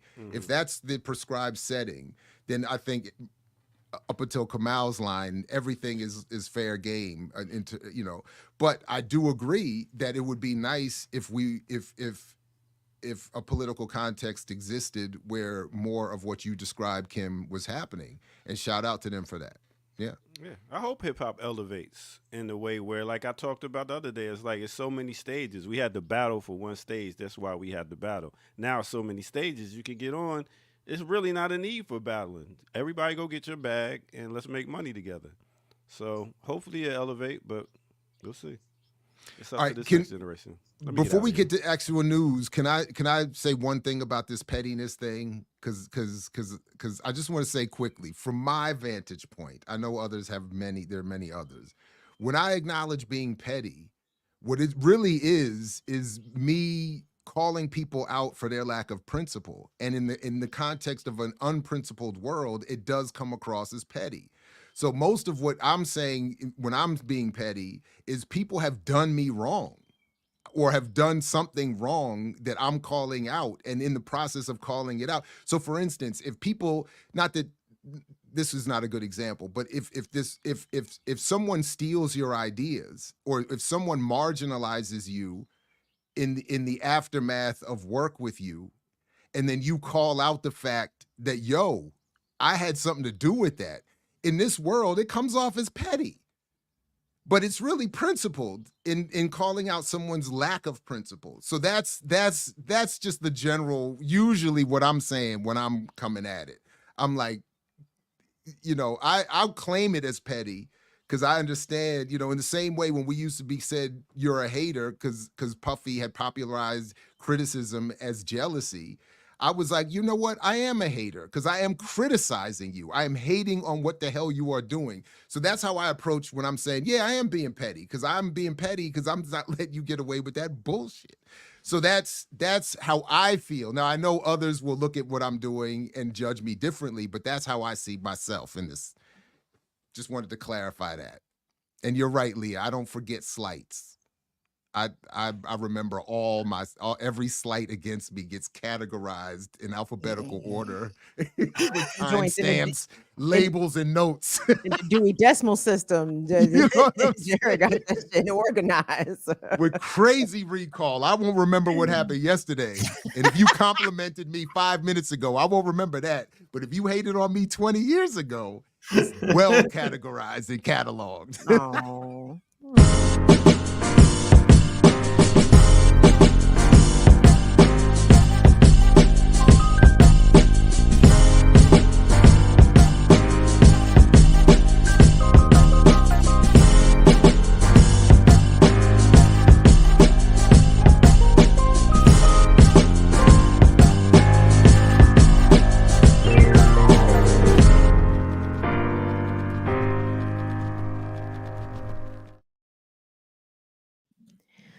Well, boss said the sun is up, so it's time y'all get out there and go picking some cottons, some news cottons. It's the Remix Morning Show, 3/4 of the way deep into the morning show, by the way. On this Remix Thursday, April the 11th, 2024, Jared, Kamau, Kim, Ear Doctor. Ain't no point in introducing y'all. Have been looking at us for the past hour and a half. Just shoot the shit about all kinds of random, unrelated topics. But here we are, and here you guys are. Please engage with the content, y'all. Like, share, subscribe. This is a 15th check week, kids, so it would be so cool if you guys were to run us some money. It would be so awesome if you were to run us some support for the channel. And shout out to everyone that already has. And and if it comes across as dry begging, well, and actually, this is wet begging. This is outright begging. This ain't even, I'm not even trying to, it would be cool. Give me the loot. Give me the loot. Right. Nah, we need support straight up. So super chats is dope. Channel memberships is dope. Patreon.com/Black Power Media. We even got the Cash App popping, $ Black Power Media. All kinds of ways for y'all can transfer your funds in this direction to support your Black Power Media organization. Well, we're not an organization. We are a media project, clearly. So anyway, news.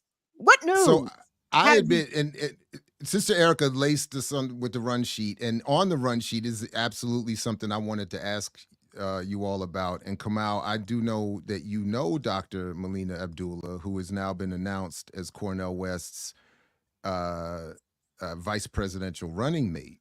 And I'm just curious if this changes anything for either one of you, as the announcement here is that Cornel West announces fellow academic Melina Abdullah as running mate.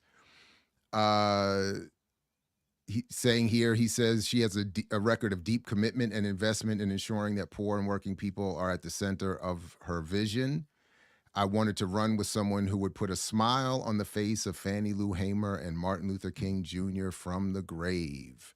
Nice. West's selection of Abdullah, a Muslim Black woman and a member of the board of directors for Black Lives Matter Grassroots, could further advance his outreach to Muslim Americans and Black Americans disenchanted with President Joe Biden.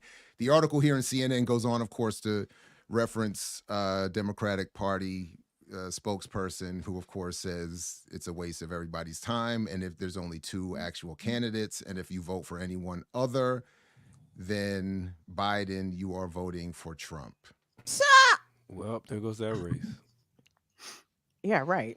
I mean, but I'm not so familiar with this woman. She is one of the BLM leaders, the leading leaders of BLM, right? Although she is not mentioned as one of the original founders, usually, like the history is the three women who founded it, Garza, Patrice Cullors, and Opal Tometi. Yeah, Opal. Yeah. So they're listed as the 3. But she is like somebody who is supposed to have been there since the beginning. And I think she's still around, and she's kind of like leader of the organizing, whatever organizing that still happens in terms of chapter work. In LA, right? Is she in BLMLA? Okay. She's BLMLA, but I think in terms of how they work these days, like, so they got into Patrice Cullors was leaving that, and I guess that one was the foundation. That was all where all the money was, the 90-something million, if not more. I think at some point and I think there was a lawsuit about this, so this is all public, whatever. At some point, she was leaving. And I think there was supposed to be an agreement to turn that over to the grassroots arm. But at some point, that agreement was not honored, and instead she turned it over to these basically Black consultants who are not organizers at all. And then that countered another lawsuit. Now, I didn't know her, or at that time. I've met her subsequently, and I would consider us comrades in terms of who she is. Although I think there's a lot of folks who have questions about her work, including in the chat. Her participation in that. And I'm not going to say our politics are the same. And her participation in that, when they bought that house and they're sitting around having kind of wine, cocktails, talking about the struggle over like what looks to be a sort of really expensive meal, and talking about the killing of George Floyd, and one person saying that they hadn't been to a rally in like over 2 years, and that kind of thing. But she was part of that conversation. She was part of that conversation. In fact, if anybody, like, I think the only one missing was Opal, who I had distanced herself publicly, at least it seemed.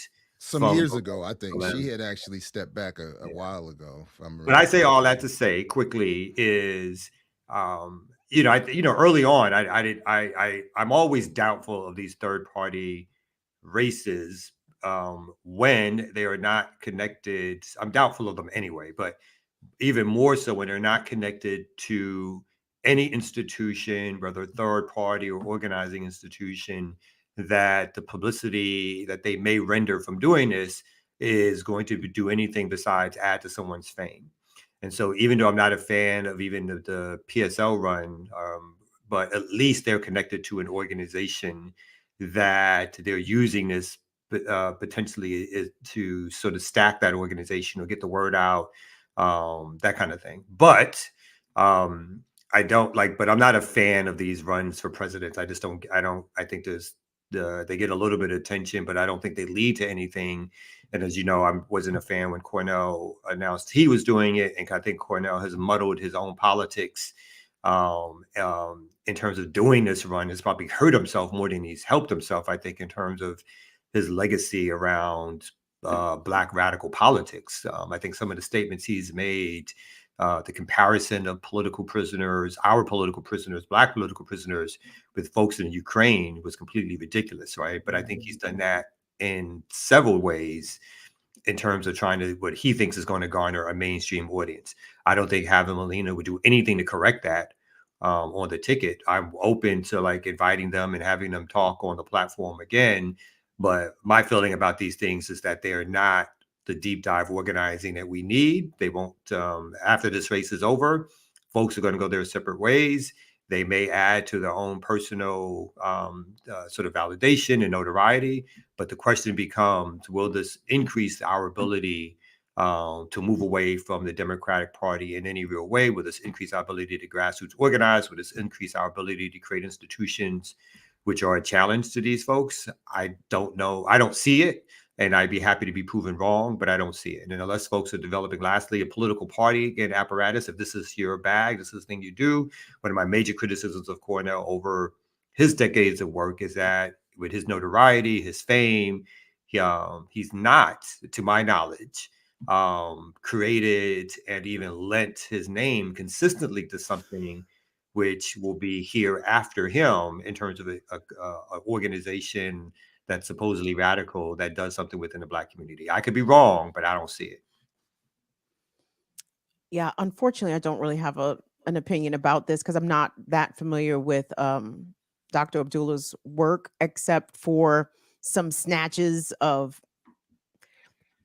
stuff that may have been taken out of context. I'm trying to be fair here. Like I did think that poolside chat around the $6 million mansion about like, thank God all this is over. Like that George Floyd stuff was rough. You know what I'm saying? Like, I mean, I thought that was in poor taste, but I'm not going to assume that to be the bulk of her work. Cause again, I don't know her and I don't want to assume things just from, snatches of bad shit that I've seen. But I'm a little disappointed overall in Dr. West's presidential run. I'm not exactly certain what he was trying to accomplish here. I'm not certain what he wanted even people who supported him to accomplish in terms of the organization of his campaign. Is he on the ballot? Do you want us to write him in? Like, what do you want us to do here, Dr. West? You know what I'm saying? And then his comments about, Alexei Navalny's untimely death in Putin's custody and your brother Navalny. I'm like, this nigga was a white nationalist. What are you talking about?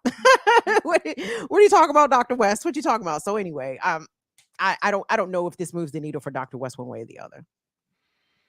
Yeah, I am very curious, I admit, about what I see Yane saying in the chat. And when you say, I would love to be taught.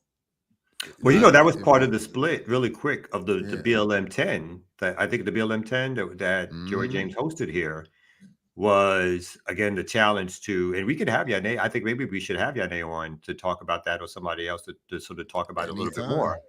That you can get the link now if you want. Drop it. Why not?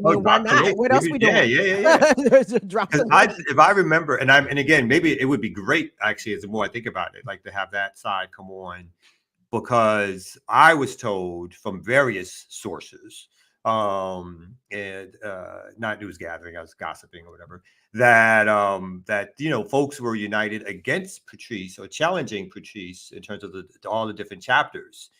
And there was a split even there when Melina decided that Patrice was giving into the demands, and others felt like she wasn't.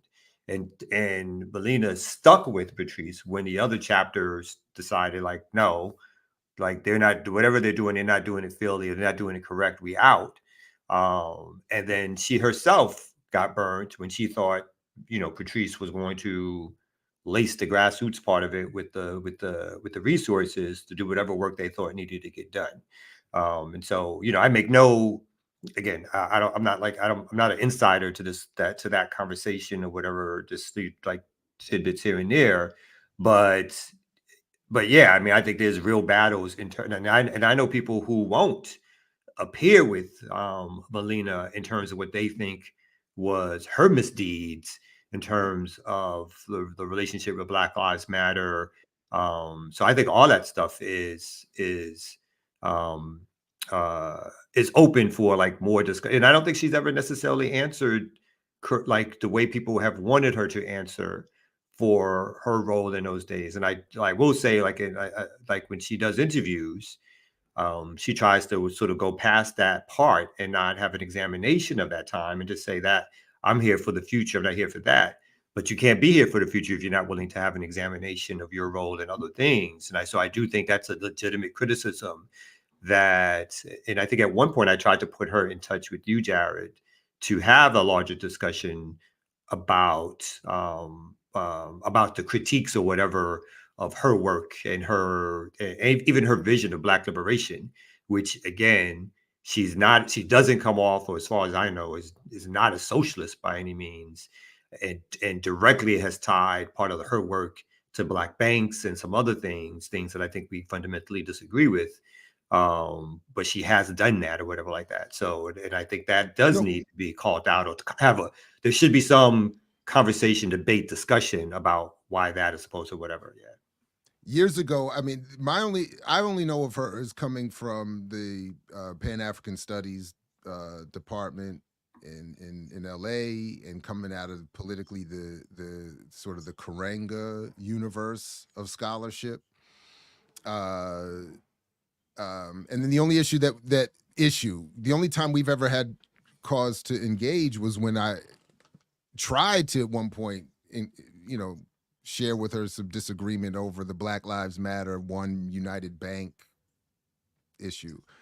But and And then other than that, I haven't followed the Black Lives Matter stuff closely enough, but there's just a lot of negative. I will say I reached out to Cornel West the other day or yesterday and invited him and Dr. Abdullah to come on, and he said that his wife is now doing the comms. So I might hear back. So I'm happy to have a conversation. I mean, and I would assume on this campaign she would have to raise, there's no way you can't say that you're running for something like that and not answer. And again, it's not even that I don't think that they do work in LA, like whether or not people are happy with the work that they do. Again, there might be critiques about that, but there's no doubt that she has a history of being part of Black liberation struggle in LA, that she has pro-Black politics, some Black nationalist politics. I think that's all true. It doesn't mean that there's not critical questions to answer about your role in something that basically imploded after it received hundreds of millions of dollars and lifted, at one point lifted up or was credited with lifting up the struggle around police violence, and formed organizations, got millions of dollars. The question becomes, what happened with that money? What happened with that work? Who benefited from that? What is the organizing that came out of it? Why has it imploded the way it does? Like, there's people have a right. Like, once you put yourself out there, all of us, right, as publicly saying we're fighting for Black people, then we have to answer questions when questions are asked, even when they're uncomfortable and we don't like them and we think they may be shady. There may be ways in which we don't like how people are asking things. But when people legitimately are trying to have conversations with us, all of us, in terms of talking about a larger politic, there's no way that we escape that. There's no way we do, and claim again that we are talking about Black liberation politics. We got Yane in the building. That's what you asked on it. Hey. Good morning. A better cue next time, better warning. Maybe a better warning to let you know that we're bringing you on. Peace. Good morning. Hey, how are y'all? Oh, good. You coming in sounding clear. Right on. Yeah. Right on. So are you ready to go or? Yeah. I'm good. So we should let you. And Yane brings the receipts, right? And so she was part of the struggle with Black Lives Matter. But I think it's better for you to give a good introduction of who you are and why you should be talking about this, or what you know what I mean, like who your background is. Sure. So I'm Yane, and I am no longer an organizer with Black Lives Matter, but I was an organizer with Black Lives Matter Philly. And while I was organizing with BLM Philly, I was one of the representatives. So we had the national kind of organizing body, and there were representatives of the different chapters who were a part of that would work with the other chapters and bring that work back to our chapters. And I was one of those representatives. And I was in that place when that first split happened. That first public split. Well, I guess it wasn't the first public split, but it was the first public split with multiple chapters, because there have been individual chapters who have left and have made public statements before the rest of us did. And it's ironic because my actual introduction to Black Lives Matter as an organization was through BLMLA, and was my first connection to Black Lives Matter as an organization was Melina. And so when I began to work with Black Lives Matter, Melina is the person who I felt closest to.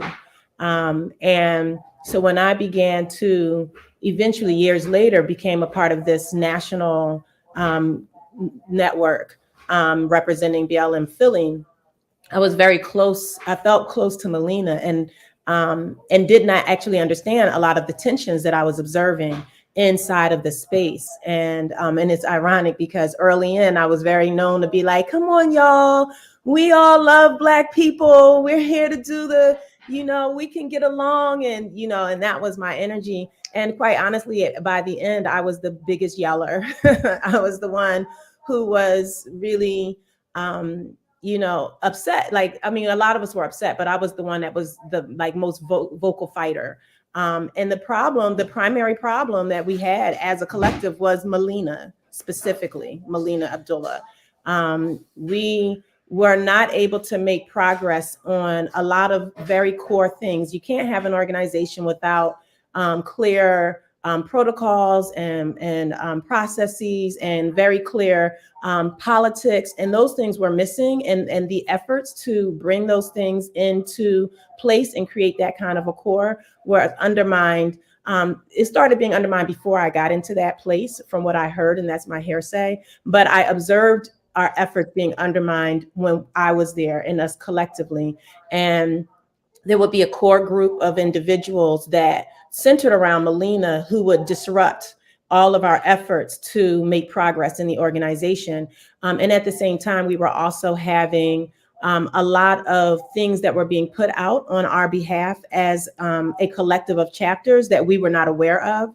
And this all started to happen after Patrice left. So Patrice left, she announced that she was leaving, and after she left, we were left with a person who was supposed to support us in with like marketing and like behind the scenes administrative support. And this person was putting out materials that we did not agree to, information about like our campaigns and things that were centering electoral politics, things that just were not aligned with what we were talking about. And we were making efforts to control that, and also to gain control of our organization. We didn't know how much money we had in our organization. We didn't know who our board members were. And we were told that we had a board, but that we couldn't be told who our board members were. That was an ongoing fight. We were told that by Patrice. And we eventually demanded that this person be fired, that we know who the board members are. And we were also at that time being told about grassroots and the development of grassroots. And we insisted that if grassroots was going to be developed, because we were having problems with Global Network, that we should decide who should put people in place to develop grassroots. And we were then told that it was no longer happening. And in the meantime, we were talking to Global Network about the chapters taking control of the resources, us finding out how much resources we had, of our social media, of our website, and and just being collectively controlled, because one of our issues was lack of democracy, lack of transparency. And while we were in the midst of doing that, we got information. We had a meeting. I was in the meeting. We had a meeting with Patrice, Melina, and a couple of other members from our from other chapters. She told us then that she was the only board member. That's when we found that out. She told us then that that the woman that we were having an issue with was fired, and that we were moved to a new fiscal sponsor. That was when we found out we had a fiscal sponsor. We were told that we couldn't be fiscally sponsored anymore, but that was how we were told that. And she was told that she was happy to put the organization into the hands of the collective of chapters, and that we needed to put together a body in order to do that, like a board. So we're in the midst of meeting to put our board together so we can find out how much funds we have, get the accounting of the funds, which she also promised us, so that we could take over our social media, so that we could have a democratic organization. And then all of a sudden, grassroots was introduced, which we were told was not going to be happening. And they were told that grassroots was now going to be the organizing body, and that was going to work with Global Network, and Global Network was going to be the financial body.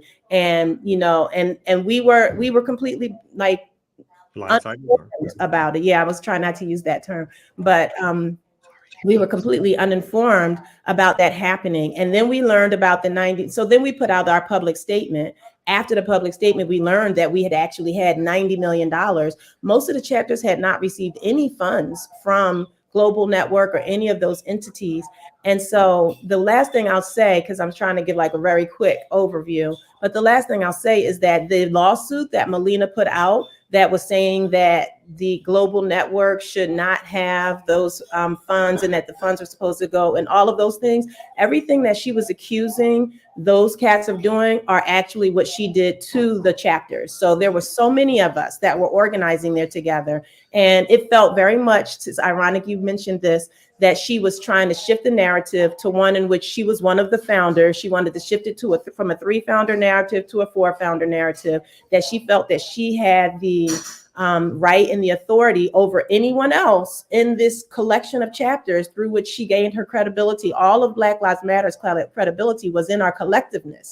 And, and so she's leveraging this and trying to put herself in a position, it appears, that she was seeking to put herself in a position to benefit from like the founder position and to be able to elevate herself. And it very much goes right along that she would decide to accept being a running mate for Cornell, in this moment, because it elevates her, her position in the ecosphere.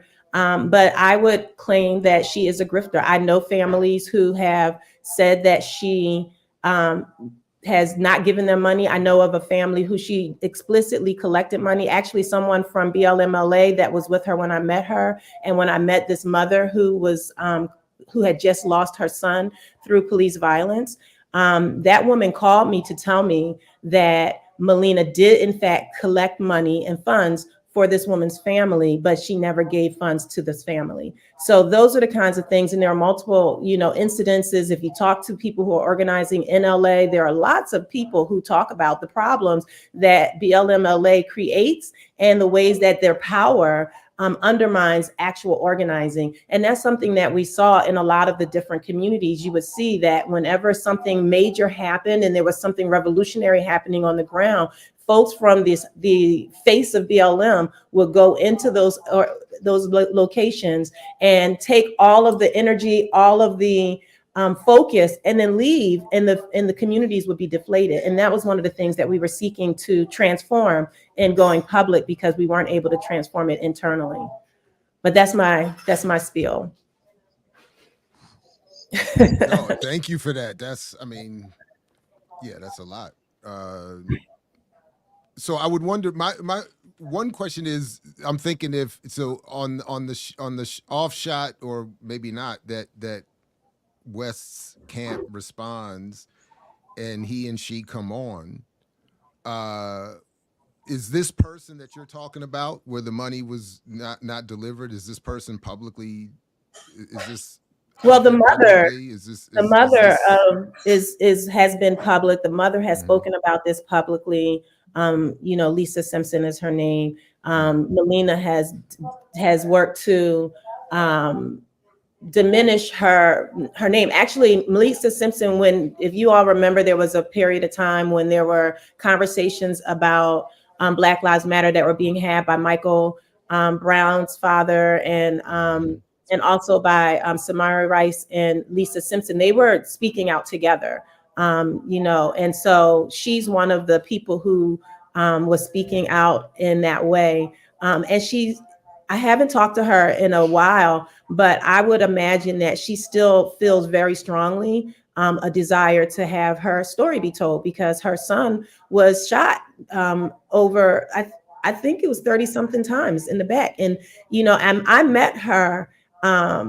I was actually campaigning with Jill Stein, and I introduced Jill to Melina, and Jill brought her social media to the work that was happening in order to share with her platform what was going on with BLMLA. And in that moment, there was Melina and there was Lisa Simpson, who were standing together, and Lisa was trying to get answers about what happened to her son. And Melina was, speaking up about that and encouraging people to donate money in order to help with the funeral arrangements, because she was saying that this mother should not have to worry about that on top of everything else.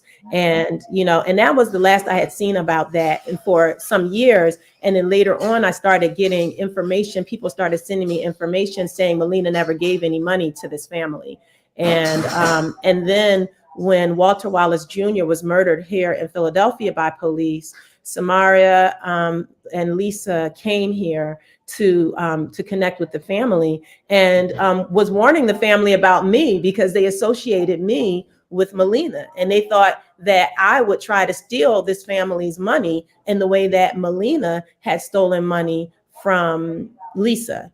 And, and so that is how I found out more, because of course, immediately I went to reach out to Lisa to try to understand what was going on and why she had this impression. And, and we've talked, but through her, and also second to her, an organizer who was in BLMLA at that time, who I could see if I could reach out to her. But that organizer reached out to me because they saw me speaking up on behalf of Lisa.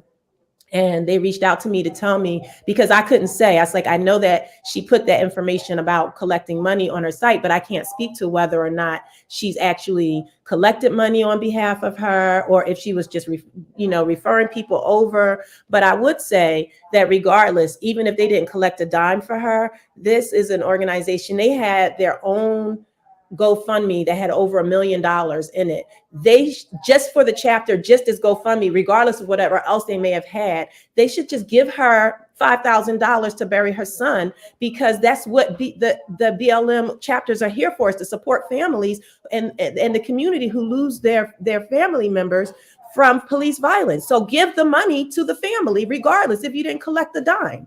And so I didn't know if she had actually collected money on behalf of them. And this organizer told me that she did. So I could speak to her and see if she wanted to speak for it, but I don't know. Like, she's never done anything public, so I don't know if she would do that. But the mom, Lisa, I believe that Lisa would be willing to speak up to, how she was treated by Melina. And there are other organizers that are in LA who I believe would be willing to do that as well. It seemed like I appreciate that. Oh, yeah. Sorry, go ahead. Yeah. No, just really quickly, I was going to say, and it's, remembering sort of moments in history, it was when the mothers started speaking up a few years ago that really sort of tipped over the sort of edifice of whatever Black Lives Matter was, right? Whatever it wanted to be, tried to become, whatever sway it had as this entity seemed to be.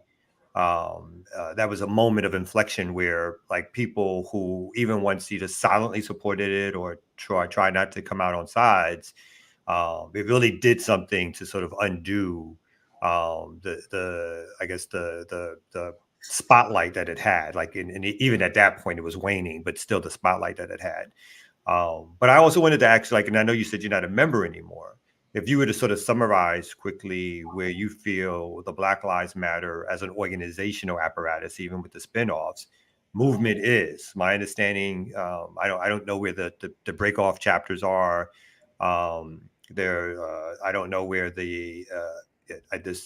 some conversations in the past I've had with Melina and others who suggest that there are still obviously chapters that are working under the name of Black Lives Matter. But if you were to give us sort of a synopsis from your perspective of where it is, or where you including in that, and where you think the failure, if that's my word, not yours, or whatever, started to really happen in terms of what that organization at one point could have been. It did inspire Black folks, even if, again, some of us was like, oh, that's not my politics, or I don't know where they're going. Obviously, at some point it caught sort of the it caught a lot of public attention for various reasons, whether legitimate or not. But Black folks, young Black folks in particular, started to join. So what is your synopsis of thinking about where it is now, if anywhere, or whatever? Yeah. So I think that, there's a lot. I think about Black Lives Matter and the impact it had and the impact that it could have had and all of that, quite a bit. There are chapters that are operating under Black Lives Matter, some of which are connected to Melina through grassroots, or may still be connected to the Global Network Foundation. I'm not sure if they still have chapters connected to them at all. And then there are individuals or groups that had their relationships through that and have maintained it because they felt like, it doesn't belong to these other people, right? That they helped build this.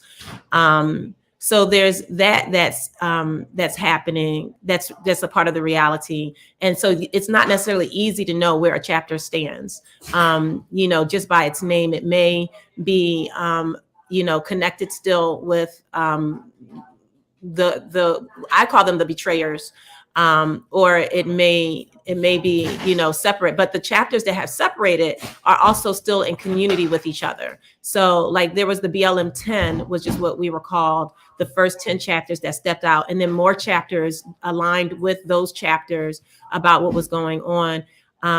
And I think that, there was a slow build. I don't think it was just the moms or the parents. There was a slow build that took that down. There was a lot of effort to support, and it was really interesting because when individual chapters first spoke up, those of us who were inside, we understood what they were talking about. And we were just kind of like, oh, we need to keep doing the work though, because there's this big mechanism, almost like a too big to fail kind of situation where we felt like it had too much attention from the community and had too much potential and power in order for us to just leave it in the hands of people who weren't operating well.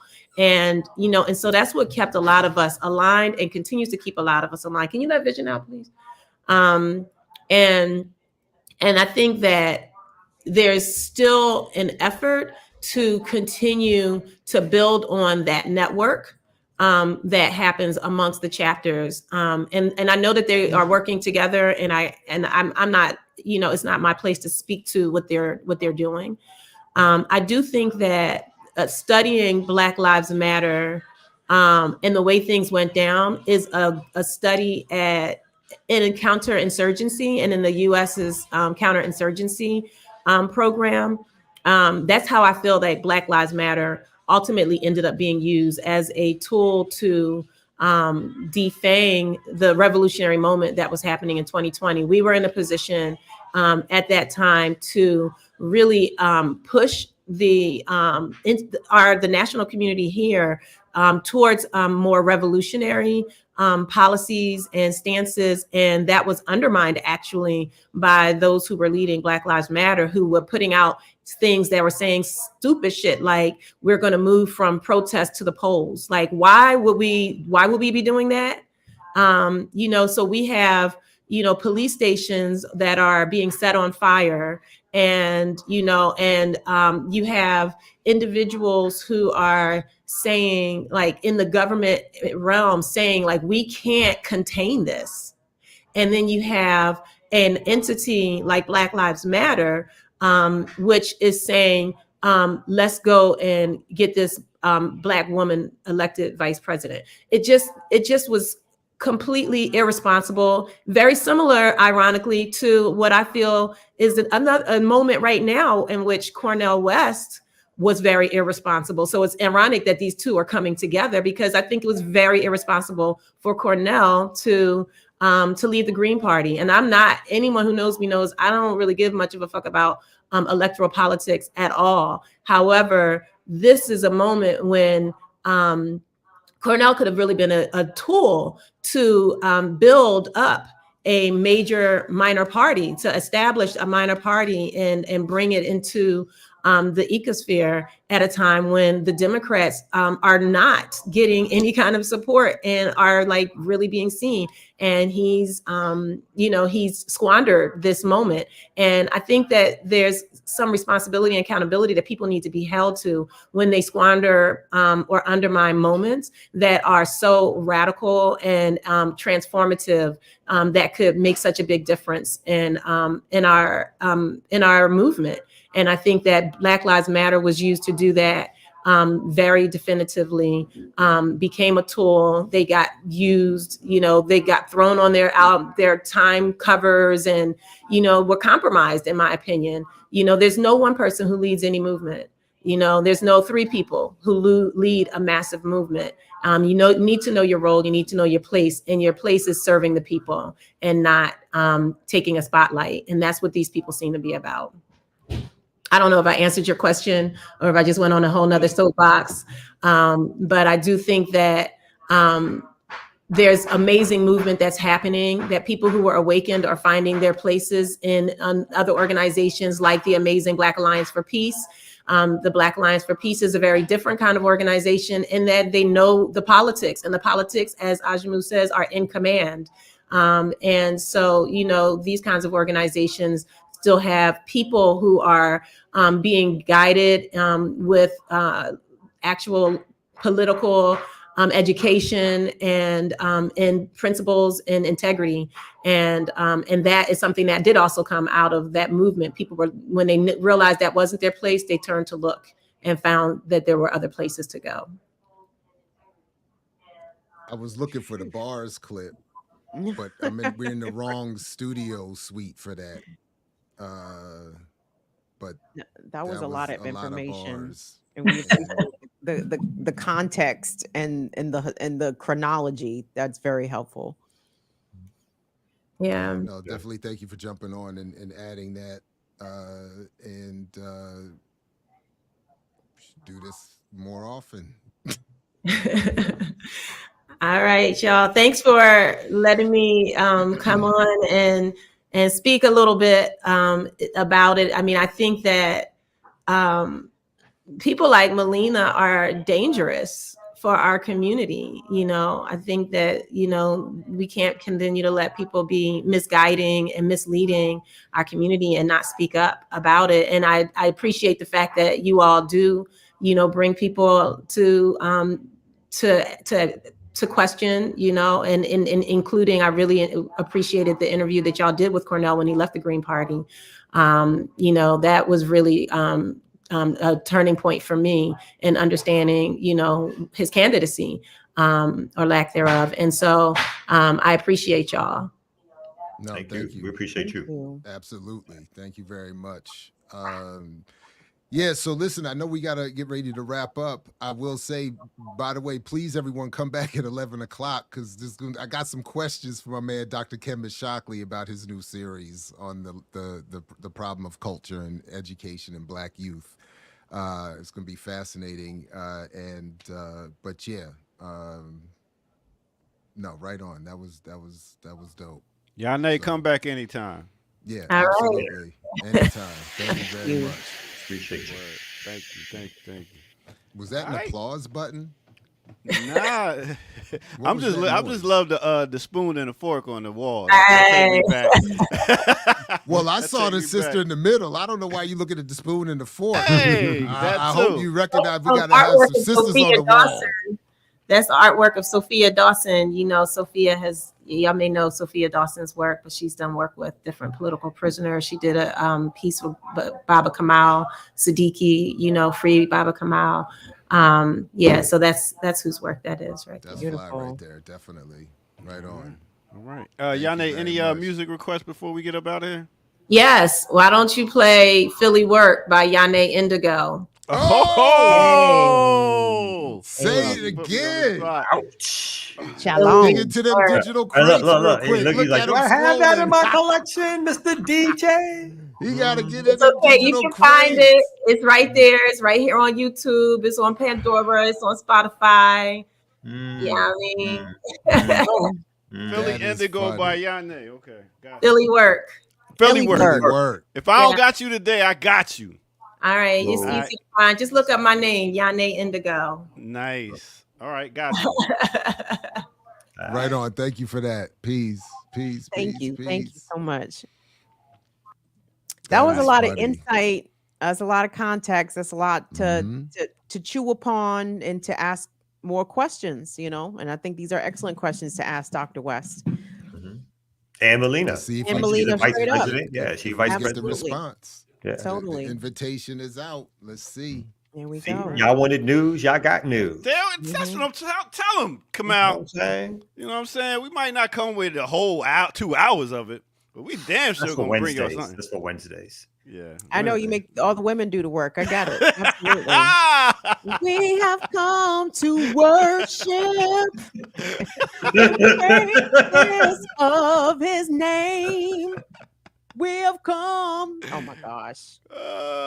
Man. Listen. Appreciate y'all coming through. Big up. We gotta give a shout out. We got some people that came through at the end with some buckets. You know some what ducats, I'm I mean, some ducats. Where do we even start? Let's Pookie Wood. Hey, most countryest names ever. It's Pookie. not Pookie Wood. It's Fam out. What's up, Pookie Wood? What's up, Texas? I got a cousin in Alabama named Pookie. So yeah, big up $5. Look up Christian breakdancing. What up? But hold up. What? Yane hooked us up. Huh? Are you finished? Are there more of them? Yes, there's several more. Because Yanae hooked us up. Okay. Maya Reeves, what's your thoughts? Oh, we talked about that. Somebody else. This is stuff that you've been. All right, Law Librarian, $5. Is it? Go ahead and read that, Kamal. It's a big word. I might not know. Is it pariontology? Oh, I don't know what that is. That talks about non-black people's parasitic relationship to black people and blackness. Oof. Y'all just be coming in here to show off. I got it. I know. I know. I wish I could. Yeah. We need all. Mayo Leak. Snow's $2. Informer. Oh. Was the prototype. Would you please say Mal? Please say Mal. Stop saying Mayo. Oh, Mal Leak. It's Mal. Oh, okay, sure. Enoch Coalition, $1.99 for Kamal's cremation fee. What is that? Cremation fee. Cremation fee with Sis Franklin Hears. What? He's saying when I talked about me and Sadie, how it get my wife. This Sade, man. Yeah. I Anyway, said that. Ray Johnson, $5. Y'all got me laughing today. Sade in part. Can I say? Like you slick Egette's hair all the way back in a ponytail. Oh, she's got wow. the complexion.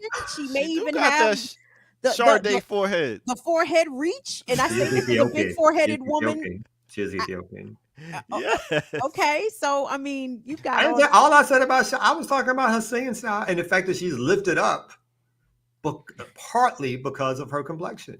Are y'all denying that? Are y'all denying? Absolutely not. Oh man, I'm done with that. that Anyway, Ray Johnson, $5. Y'all got me laughing today. This is Kim, though, for no particular reason. Just giving Kim money. Much love. And our own Lucretia Williams that comes through on Women's Wednesday. $10 for young black girls, women. Whoa, man. Whoa, man. Okay. Thank you, Lucretia. And whoa, go ahead and read that name. Viergela. Oh, that's Louis Dor. Kim, much love and respect for the way you insert a sound gender analyst and womanistic voice to the platform. Hey, and I don't even be knowing I'm doing it. Thank you.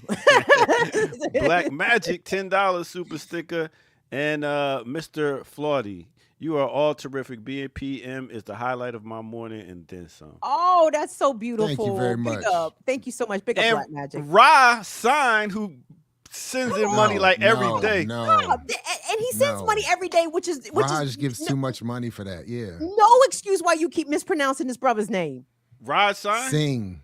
All right. $20. Shout out to KB, the two old guys on the panel and the doc on the wheels of steel. Appreciate what you bring us, y'all. That's the name of our forthcoming television show. Hey, two old guys KB and one two on the old wheels guys. of steel. Let's go. OM Productions 81, $20 super sticker.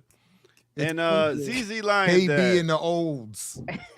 $5. Respect for the sister Yane. Thank you. Absolutely. Big up to and Ear Doctor, with all due respect to your skills, can we continue that shout out and respect to Yane since she laced us with the link?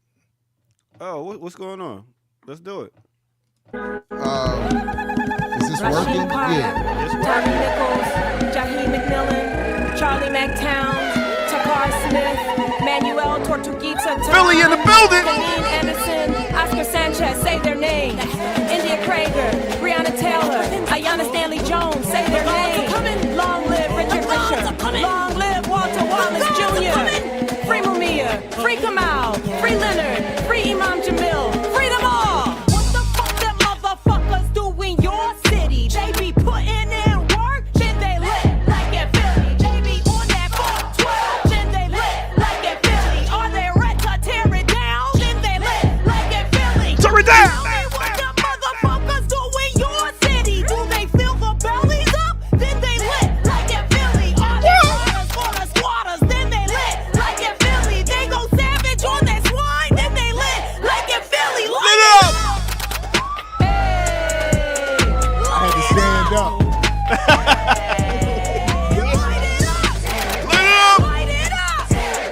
See the walls of Jericho, make them rumble all around.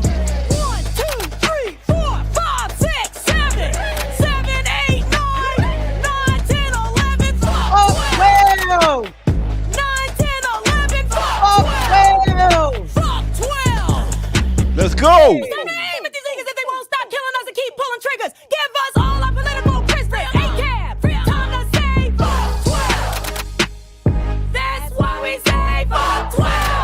Cop City.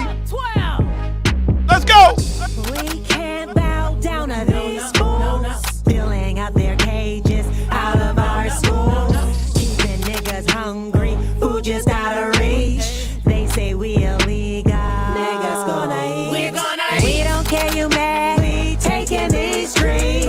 Nigga, you ain't free, kill everybody free. Time to pick a side, cause shit is getting real. Rage up this with me, see how good that shit is. Woo! Fire! Woo! That's some heat. That was some heat. Listen. That was spicy, son. That was habanero. Go Ghost pepper. cop that. Go check it out.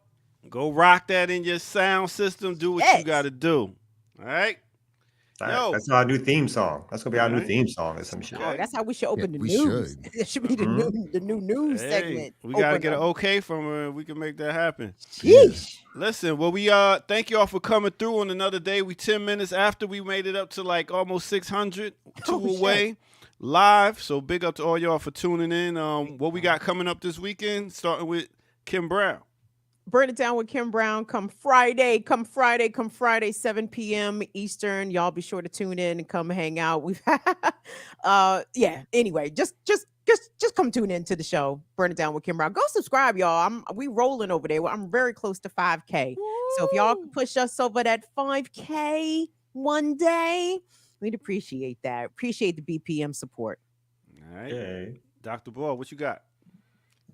I'm gonna be busy a little bit around here. We got EYL, we got Saturdays with Renee, and then Saturday after that, we got Sweetie's Coffee coming through to talk with. I think Ricky's gonna join us. I don't know, but the owner of Sweetie's Coffee's coming through. I'm trying to create a sponsorship arrangement. Black-owned, black woman-owned coffee that I drink literally in the cup right now. Is it local? Can we purchase it? What's the website? It's tune in Saturday. It's already in the show description, the link to their website. I actually don't know. I'm assuming they're local. You know what? I don't know exactly where they are. Tune in Saturday for this information. But tune in Saturday for that, and then. So yeah, so Saturdays. Then that's at 3:00 Saturday, and then obviously I'll be back. We got Warrior class at 1:00. In between those two. Yeah. And then we got Sundays. Possibly. Sundays, yes. Possibly. And what about Sunday's chat? Yeah, I know. I think I might get hired to do this picnic for Sunday, but we're going to see. Canceling on the first week. Sundays from the picnic, Air Doctor. See. Like, don't mess with the money. Don't mess with the money. That's double dipping. We'll see what we can do. But thank y'all for tuning in to Remix Morning Show as we get up out of here. And tune in tomorrow morning. Come back at 11 too. My bad. 11. Yeah, come back at 11 in a few minutes for this discussion with Dr. I guess Shai. I could give y'all a little something on the way out. A little something, please. There you We go. almost had 600. Come on there, Doctor. You're right. Let me do a remix right here on the Remix Morning Show. Peace, y'all. Be safe out here. I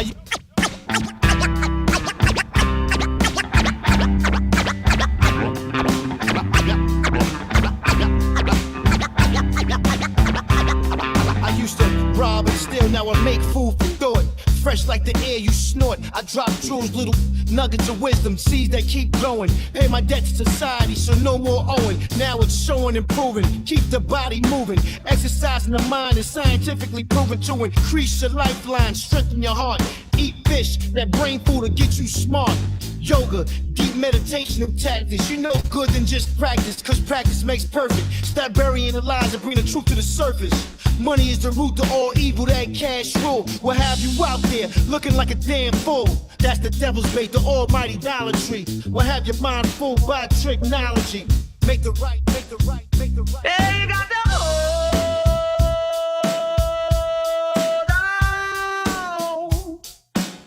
And we out of here, y'all. Remix Morning Show. That's right, Alabama Shakes. Ghostface Killer. Remix on the remix. And we out, y'all. Peace.